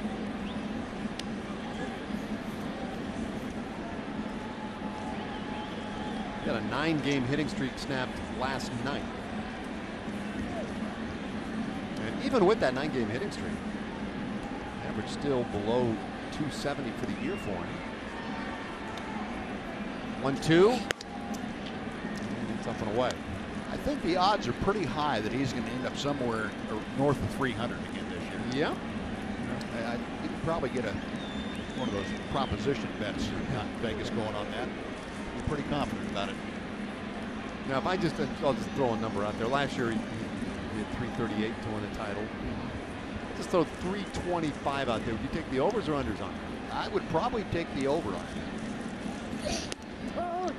Watch the beauty there for strike 3 call.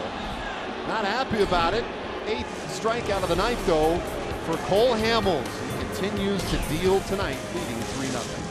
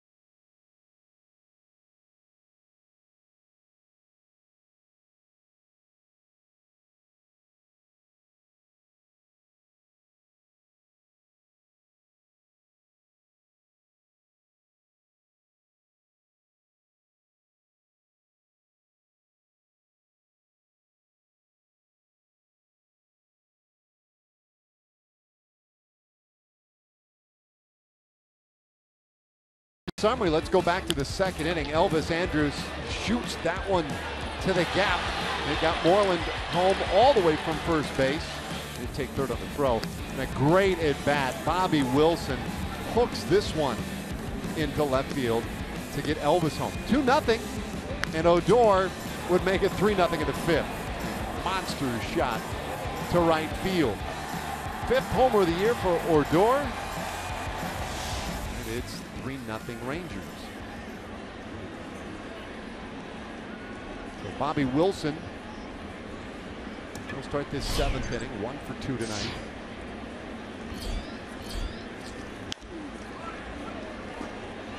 Turns it foul for a strike. Then Delano Shields, and then up top again for Odor. Jordan Zimmerman stays in the game. 90 pitches for the night. Really? I mean, he's pitched a decent game. Yep. Nothing. Yep. Nothing wrong with it. Just that Hamels has pitched better. Bouncer to 3rd. Castellanos crossed the diamond in time, 1 away. When you think about it, the Rangers put 3 of their hits together, from half their hits together, for 2 runs, and the other was a home run. So other than that 4-hitter stretch, Zimmerman has been right on top of things. But those 3 earned runs, it's been a little while since he's given up as many as 3 earned runs in a game.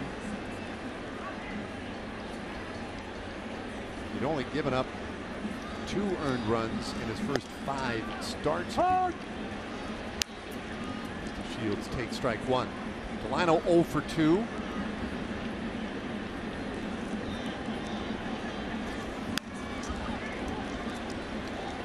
Hack it away. Working from behind again. Adds to the challenge, especially against a guy like Zimmerman.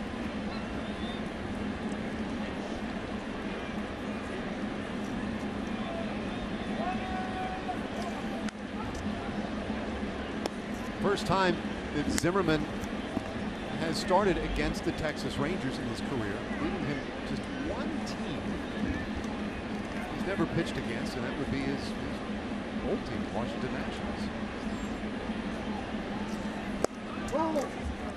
He just missed on that one. 2 to Shields, 1-2 the count.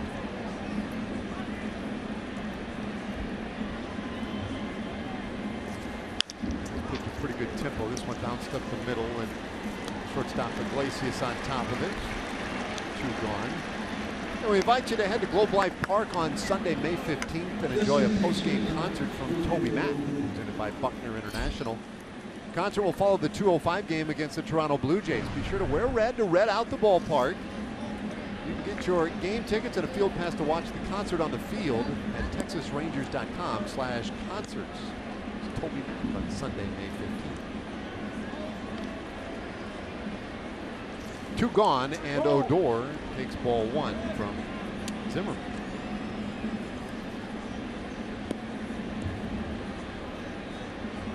Great start to this game, and definitely a good start to the series for the Rangers. And Odor smacks that one right under Miguel Cabrera's glove. It's a base hit into right field.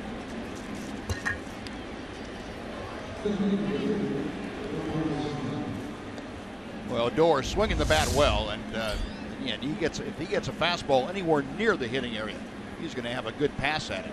Second hit tonight, and he has really been swinging it. It was one of those moments where first base plays a lot like the hot corner on the other side of the diamond. Right. And it got on Cabrera in a hurry.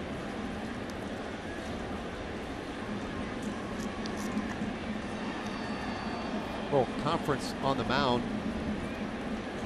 James McCann went out there to have a word with Zimmerman. McCann is some kind of catcher. Zara steps in 0 for 2 with a walk tonight. Well, a toss over first base. Check in on Odor.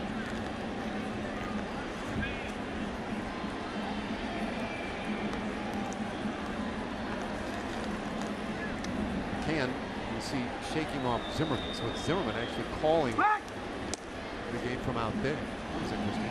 Was he shaking him over to first? Gotta help me, Buzz. I'm not sure what I was seeing there. Catcher will shake his head back and forth. He wants the pitcher to shake his head to make the hitter think they're going through it. That he's shaking him off? Yeah. The pitcher shaking him off? Now, did you ever have a catcher? That seems kind of bossy. Did you ever have a catcher? You know. Well, they've got a mascot, so they're not worried about it. Not too much. Did you ever have a catcher where you're just like, come on, all the games. Just put the fingers down. Oh, yeah. You talked about Buck Martinez, Toronto broadcaster. Right? I've had Buck scream out at me, go ahead and throw whatever you want to. It's not going to get to me anyway. Odor with a lead. And Mazzara pops this one high in the air to left. Upton way over, but able to get there, and that ends the inning. A 2-out single by Odor, but he'll be left out there. We go to the bottom of the 7th, 3-0 Rangers.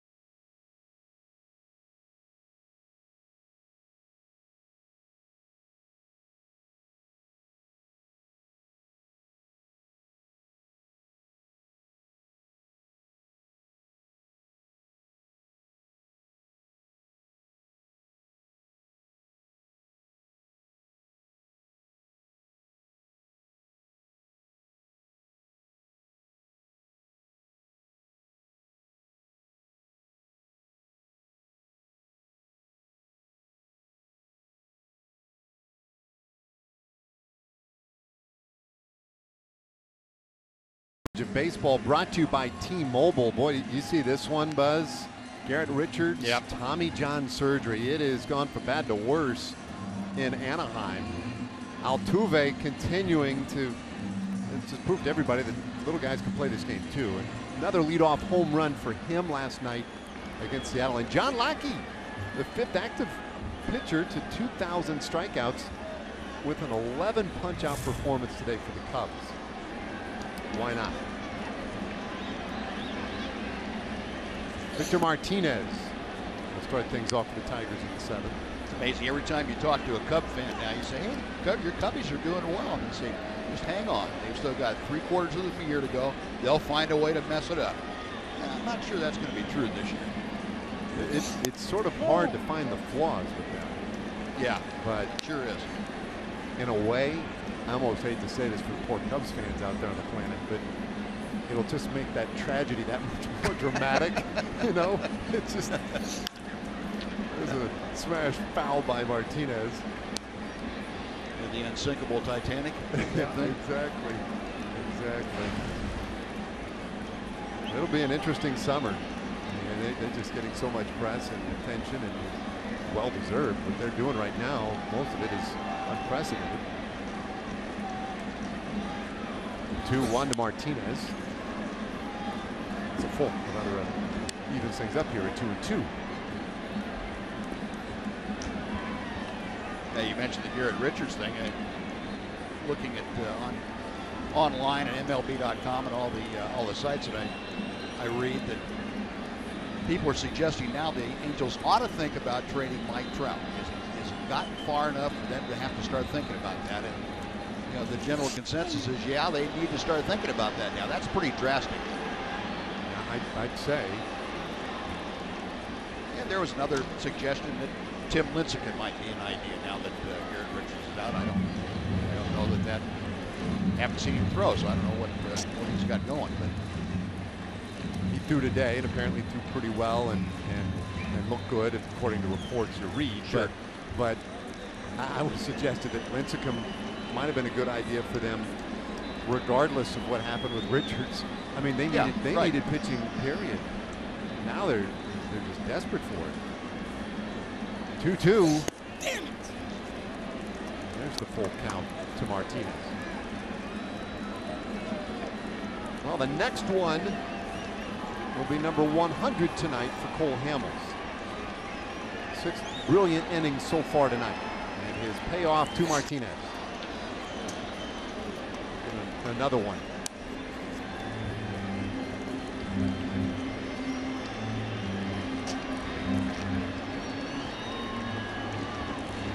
Well, Cole with 65% strikes tonight. Jake Diekman loosening in that Ranger bullpen. Cole has been sharp with everything that he has taken out there with the receiver. Great to see.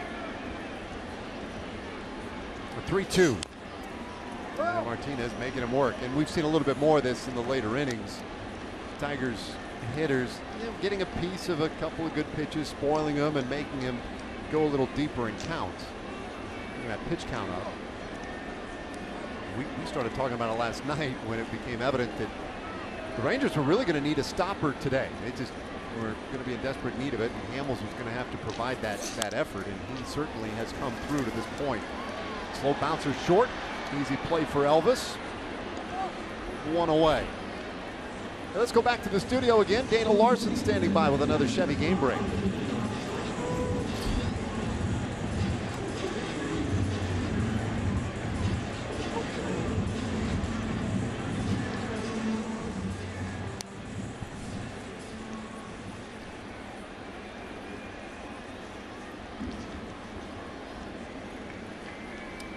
Okay, thanks, Dana. And we noticed around here, a lot of typical members of the media party, traveling party, who are absent today. I don't know where they are.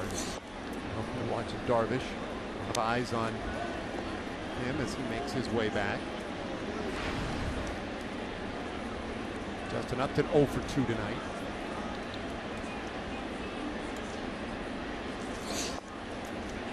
Jumps ahead here, 2 balls, no strikes.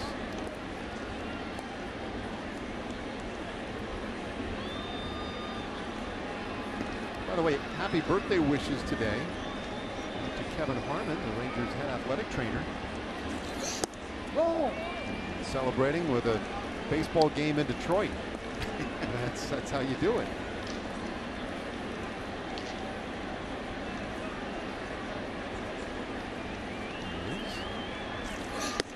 Taking care of everybody, and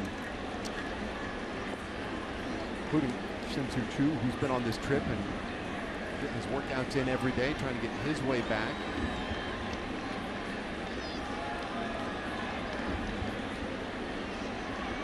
Three-one. This ball turned foul. It's a full count now on Upton. Who else? The great one, Willie Mays, turns 85 today. Say hey, kid. You know, when they had that conversation about the greatest player of all time. Right. His name comes up a lot.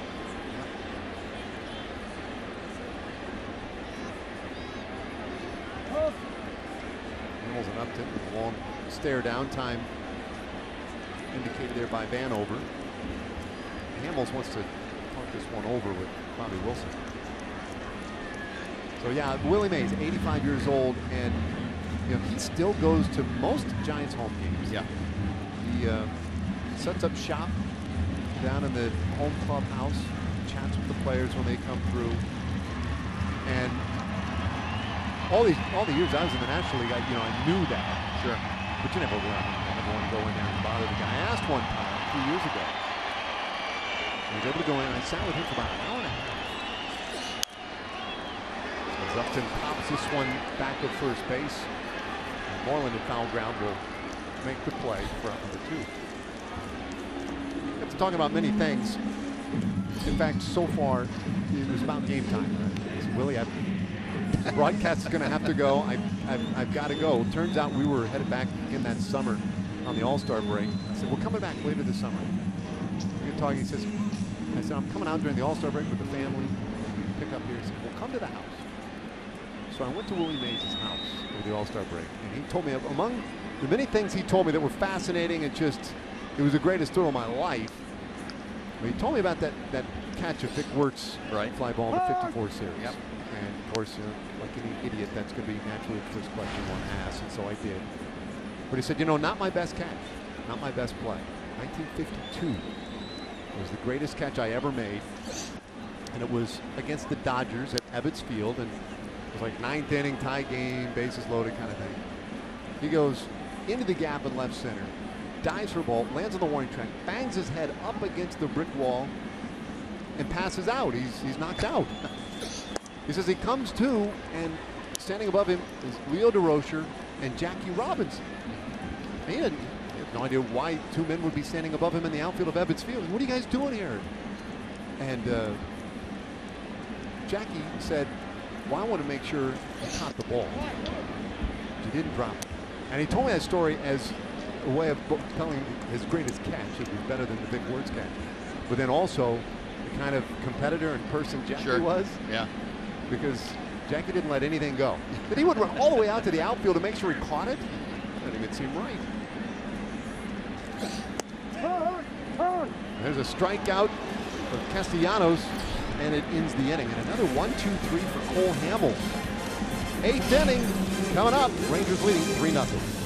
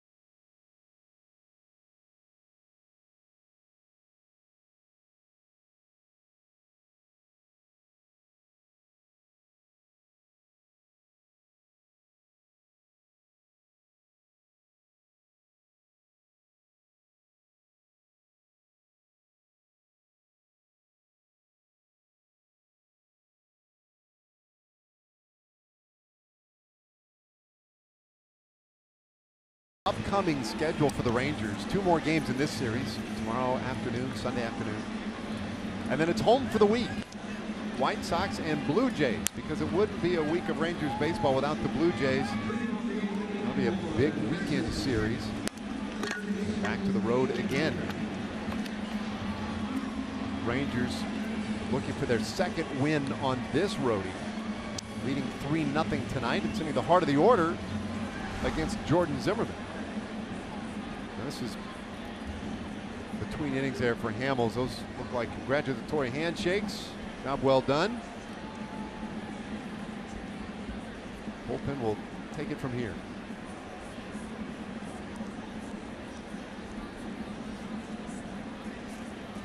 Whoa. Beltre 0 for 3 tonight. Zimmerman still toiling. How about that? His pitch count at 99. Yep.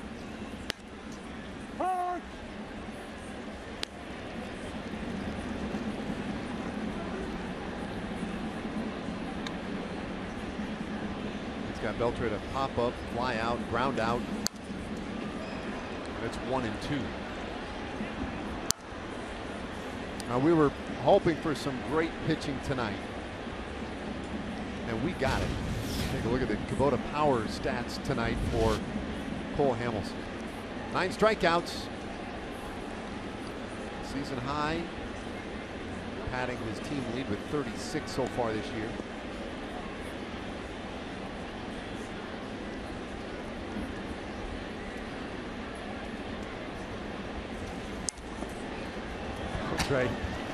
Beltre with one of those good fundamental swings, pops it up right to shortstop Jose Iglesias, and that is out number 1. I don't know, how does he do that? That's what Cabrera just asked him when he got down to first base. How do you do that?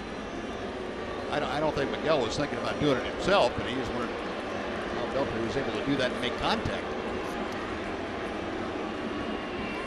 Well, maybe Cabrera wants to add that to his repertoire of swings. So here's Prince Fielder now, and he pops up the first pitch. Well, I've seen this a lot tonight. Zimmerman gets his pop-ups on the infield, and Fielder is out. Castellanos takes care of it. We'll bring up Ian Desmond. Telltale sign of hitters, being off just a little bit, off balance and off timing just a little bit. The last one for Beltre, I don't know what you would call this, off your feet, but Adrian something. Most people fall down like that, and the bat goes flying one way, the helmet the other. He hits a pop-up. He could just as well have hit it out of the ballpark. I've seen him do that before. Desmond's had some real good swings tonight. A couple of doubles, 2 for 3.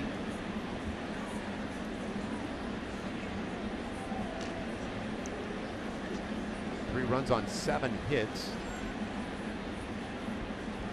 Well, no runs, just 1 hit tonight for the Tigers. Yeah, Cole Hamels is just outstanding tonight. I can't begin to tell you how impressed I was with what he was able to do. Goodness. That is what you call in complete control of a very good hitting ball club.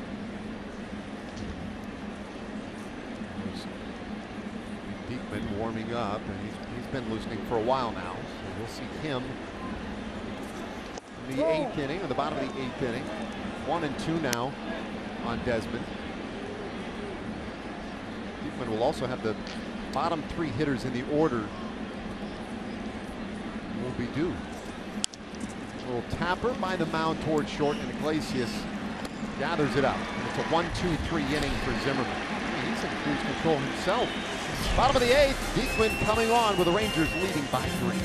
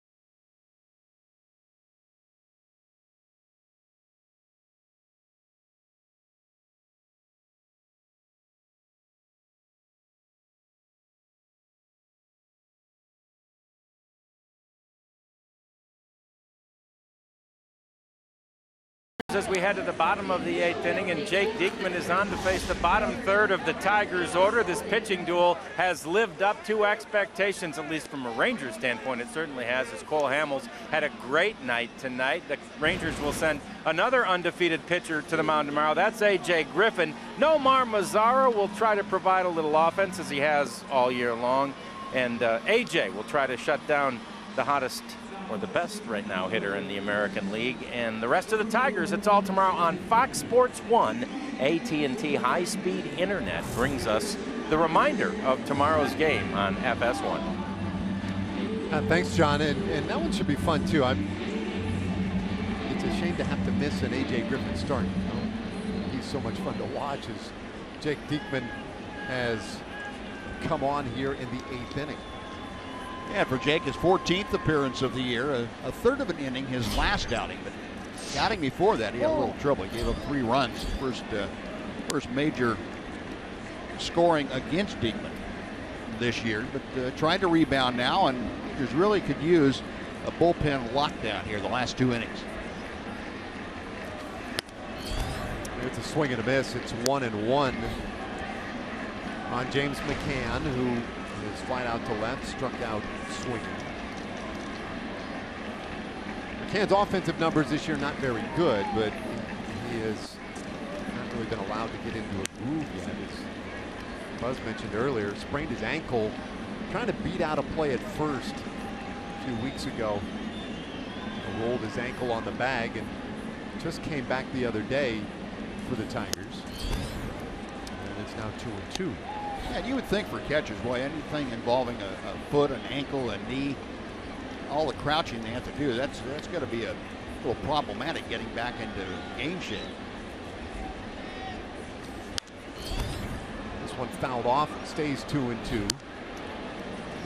McCann, when you begin learning a little bit about McCann, what jumps out at you are all the superlatives regarding his defense. He is just so good behind the plate. I asked his manager, Brad Ausmus, about it today, and the first thing he talked about is he said, oh, he's going to be a 15 to 20 homer guy when he settles in. He strikes out to start the 8th inning. Bring up a pinch hitter here, Jared Saltalamacchia. Ausmus was not a 15 to 20 homer guy in his career. But man, could handle the staff and play some defense behind the plate. Saltalamacchia has been doing a lot of the catching with McCann hurt lately. And he's also provided a whole lot of offense in the early part of the season. In fact, he's made the catcher position about the most productive on this team.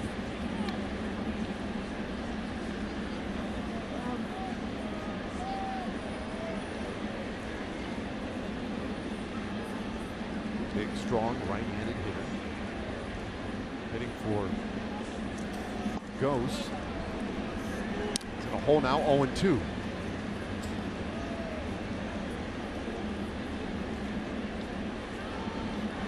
.6'4", 235 pounds.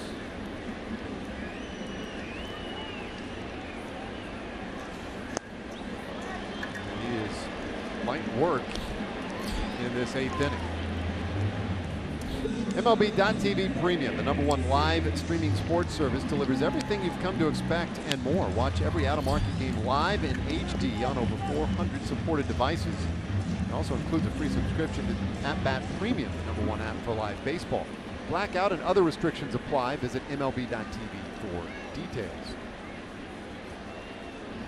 2 gone here in the 8th inning.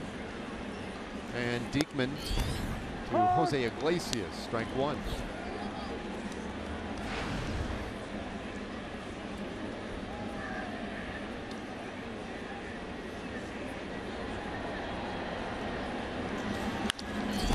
Off the handle, now strike to second. And Odor is there. It's a 1-2-3 inning. So Diekman, quick bottom of the 8th. It takes us to the 9th inning. Rangers by 3.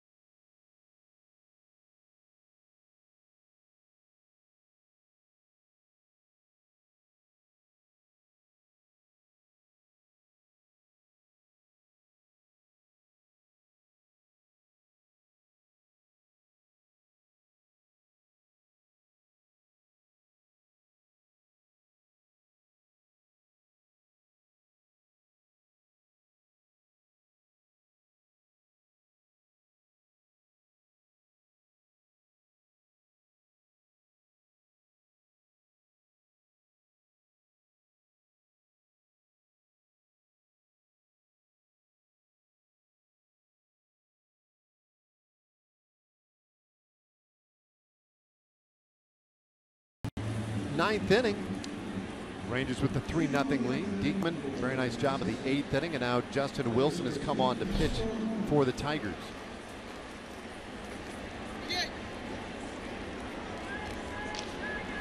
Justin Wilson, one of the 3 left-handers that Brad Ausmus has down there in the bullpen. His 13th appearance of the year. He has not been scored on. 11 innings of work and 15 strikeouts for the 28-year-old. They'll face Mitch Moreland to start things in this 9th inning. The one defensive change. Andrew Romine, the new center fielder.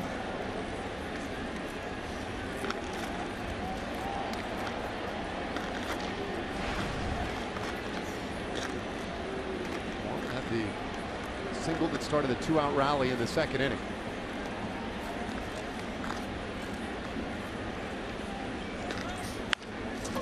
Bouncer toward second base, and Kinsler charges, slings it over to first, 1 away. Here's our AT&T high-speed replay. And this is Elvis Andrus in the 2nd inning, and that big double to the gap. They got Moreland home. First run of the game. And of course, he's come in a little bit later in the inning on the Wilson base hit. But that was a very big hit by Elvis. Yeah, a big hit by Elvis. A good aggressive base running from Mitch Moreland, and I think that really set the tone of the offense tonight. They were able to really go after Zimmerman. Line drive knocked down by Kinsler, but Andrus is on with a base hit, and that was inches away from heading out to the power alley out there, and also inches away from being an out. Elvis hit that ball so hard it wouldn't stay in the glove. It just found its way back out. Like a slingshot coming out of Ian's glove.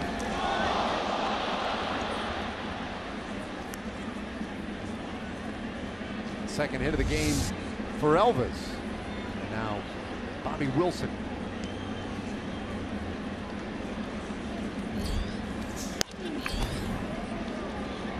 Bobby tonight 1 for 3, and he had a really big at bat back in the 2nd inning. Locked horns with Zimmerman, fouling off a number of good pitches, and eventually, I mean, he didn't do a lot with it. Reached out, pitched off the plate, and just hooked it back into left field. 2-out RBI. Oh.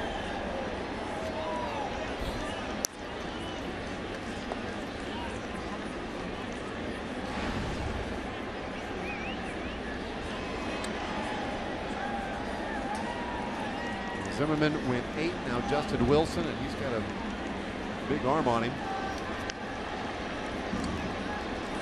And with a base runner, and we'll check in with Elvis. Elvis with 1 stolen base so far this year. 4 attempts.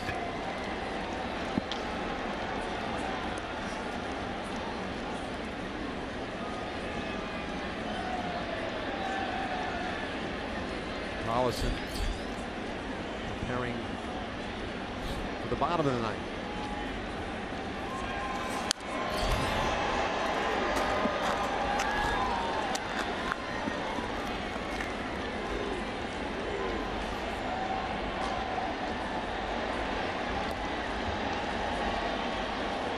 Well, after a tough last 3 days in Toronto, this has been a big lift tonight for this Rangers team. Score a couple of runs off one of the best pitchers in the American League so far. And they get just a shutdown performance from Cole Hamels. 9 strikeouts and 7 shutout innings.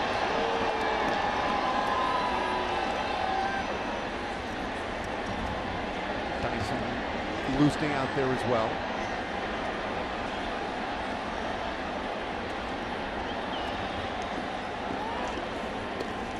Close attention to Elvis in this 9th inning. Well, that's a big run. You get that opportunity to score 4 in a ball game. That makes an awful lot of difference. That way the winning run can never come to home plate as long as you have the 4-run advantage.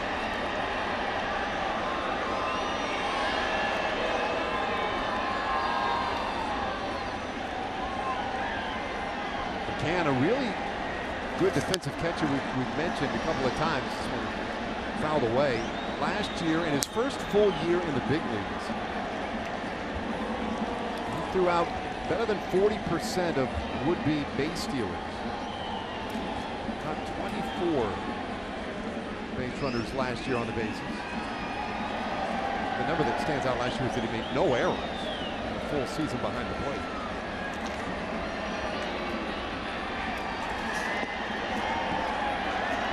Down in the dirt to Wilson.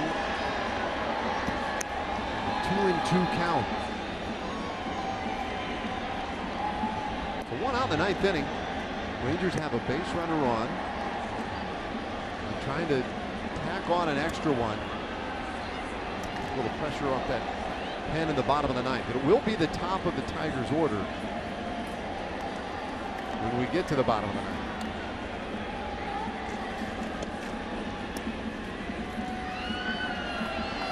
Yeah, for the Rangers really to have the kind of bounce back win they need tonight, they really need to close this down and to wipe that bad taste out of your mouth from 2 close games, the middle 2 games in that Toronto series where you had the lead late and couldn't hang on to it, couldn't close it out. You really need to close this one out in good fashion. This one lined into center, base hit. Andrus all the way to third, and Wilson with a 2-hit night. So a big night for Bobby Wilson at the plate. He's been dadgum good since rejoining the team on Wednesday. Sure has. 1 for 3 in his first outing, and you mentioned a couple of hits tonight, 2 for 4. And Elvis off and moving with the pitch, and so he didn't even bother to slow down at second. He just kept right on going. The Rangers playing first and third. See if they can add on.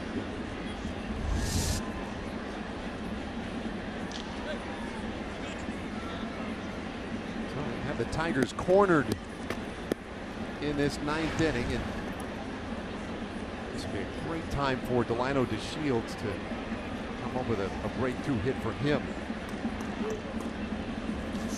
Shows bunt, pushes it first base side, squeeze play on, and Elvis is hung up. Castellanos running him to the plate, and ultimately a tag applied by Miguel Cabrera. So that's the second out. The bunt just went maybe a little too hard to first base. Good news is that both base runners moved as far up as they could. Looked like the safety squeeze, and Elvis saw the ball down, so then he took off. But that's not a spot you're going to get too much help in. Cabrera got the rundown started. 3-2-5-3 the put out. Bobby Wilson got all the way to third, and DeShields hustled to second. So still an opportunity to add a run this inning as Rougned Odor, who has 2 hits tonight, steps in.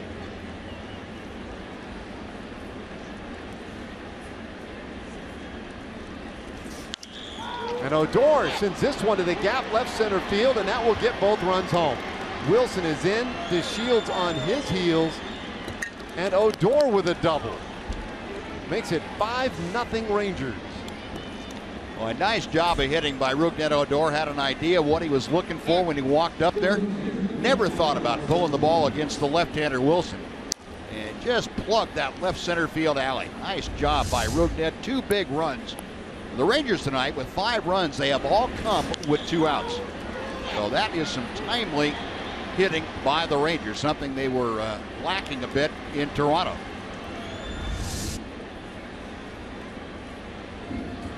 Well, that's a big double by Odor, and that will get a visit to the mound. So 2 out 9th inning runs. Tollison, you figure, will get a break. And Dyson, who was loosening with him out there in that bullpen, will likely be the man on in the bottom of the 9th.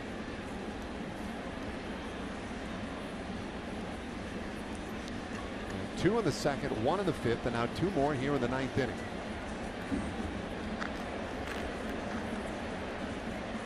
Nomar Mazara, the big chill. The bouncer second base, Kinsler right there, and that ends the inning. But Rangers pick up 2 more very big runs. We'll go to the bottom of the 9th. Last chance for the Tigers, with the Rangers leading by 5.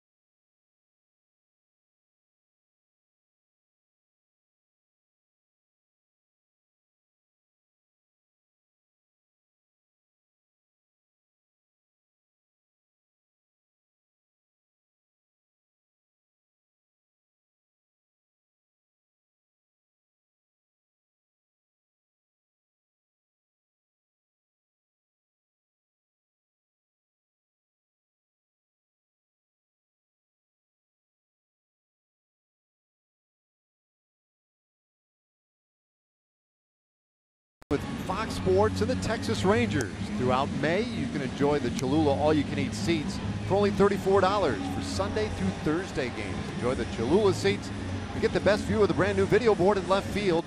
Go to TexasRangers.com/specials and use code FSSW Summer. Get your tickets today. Bottom of the 9th, 5-0 Rangers. What a night tonight for Cole Hamels. Jake Diekman, a scoreless 8th, and now it's going to be Sam Dyson in the bottom of the 9th. Now Sam pitched a couple of games in Toronto, both Monday and Tuesday, the first 2 games of that series. He's unscored upon in his last 4 outings. This is his 14th game of the season. Opposition hitting just .227 against that fireballing sicker baller. Well, he'll have the top of the order. Kinsler, Aviles, and then Miguel Cabrera.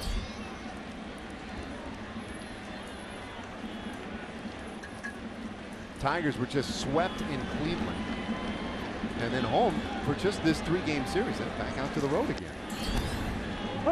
Dyson starts Kinsler off with strike 1. You mentioned the Cleveland series for the Tigers. If it weren't for the Tigers, I mean the Indians, the Tigers would be in pretty good shape this year. They're 0-6 against Cleveland. They're 14-7 against everybody else. And Cleveland, the team that they have dominated in recent years. There's a blast down the left field line by Kinsler. A good start out of the box, and he'll have a leadoff double at the bottom of the 9th inning. Just the 2nd hit tonight for the Tigers. Well, Kinsler's always been good down and in. That wasn't quite down and in, but thigh high on the inside part of the plate. He and able to turn on that very quickly. Just able to get it out of the reach of Adrian Beltre for that leadoff 2-bagger.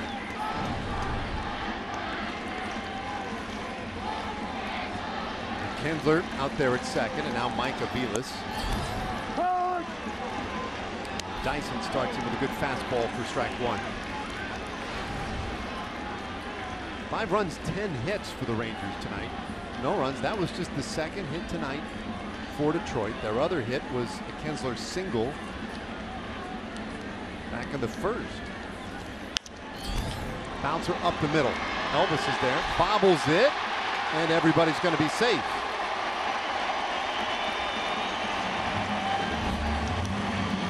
That's the first error the Rangers have committed in the last 12 ball games.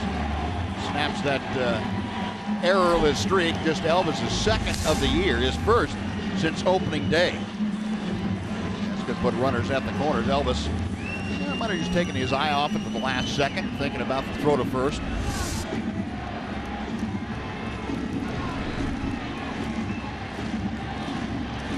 First error for the Rangers since April the 22nd. That was their second longest errorless streak in franchise history. The longest streak back in 1996 of 15 straight ball games. They've been the best defensive team in the American League this year. Well, here's Miguel Cabrera. And Dyson misses that outside corner with a good fastball there, 98 miles per hour. Those 2 runs in the top of the 9th inning starting to look pretty big. As Collison once again loosening up.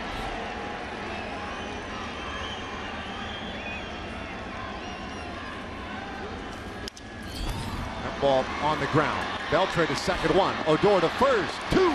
Double play. I'll concede the run for the 2 outs. A 5-4-3 double play, and that's a big defensive turn in this inning. You know, something the Rangers have done better than anybody else, or more frequently than anybody else in all of baseball. Turn that double play. This is number 45 for the season. And it mutes a threat that was being mounted by the Tigers. And now the base is empty for Victor Martinez.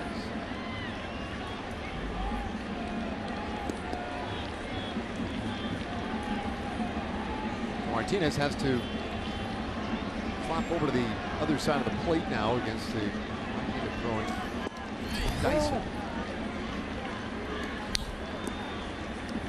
Takes ball 1. Martinez 0 for 3. 6-game hitting streak in jeopardy.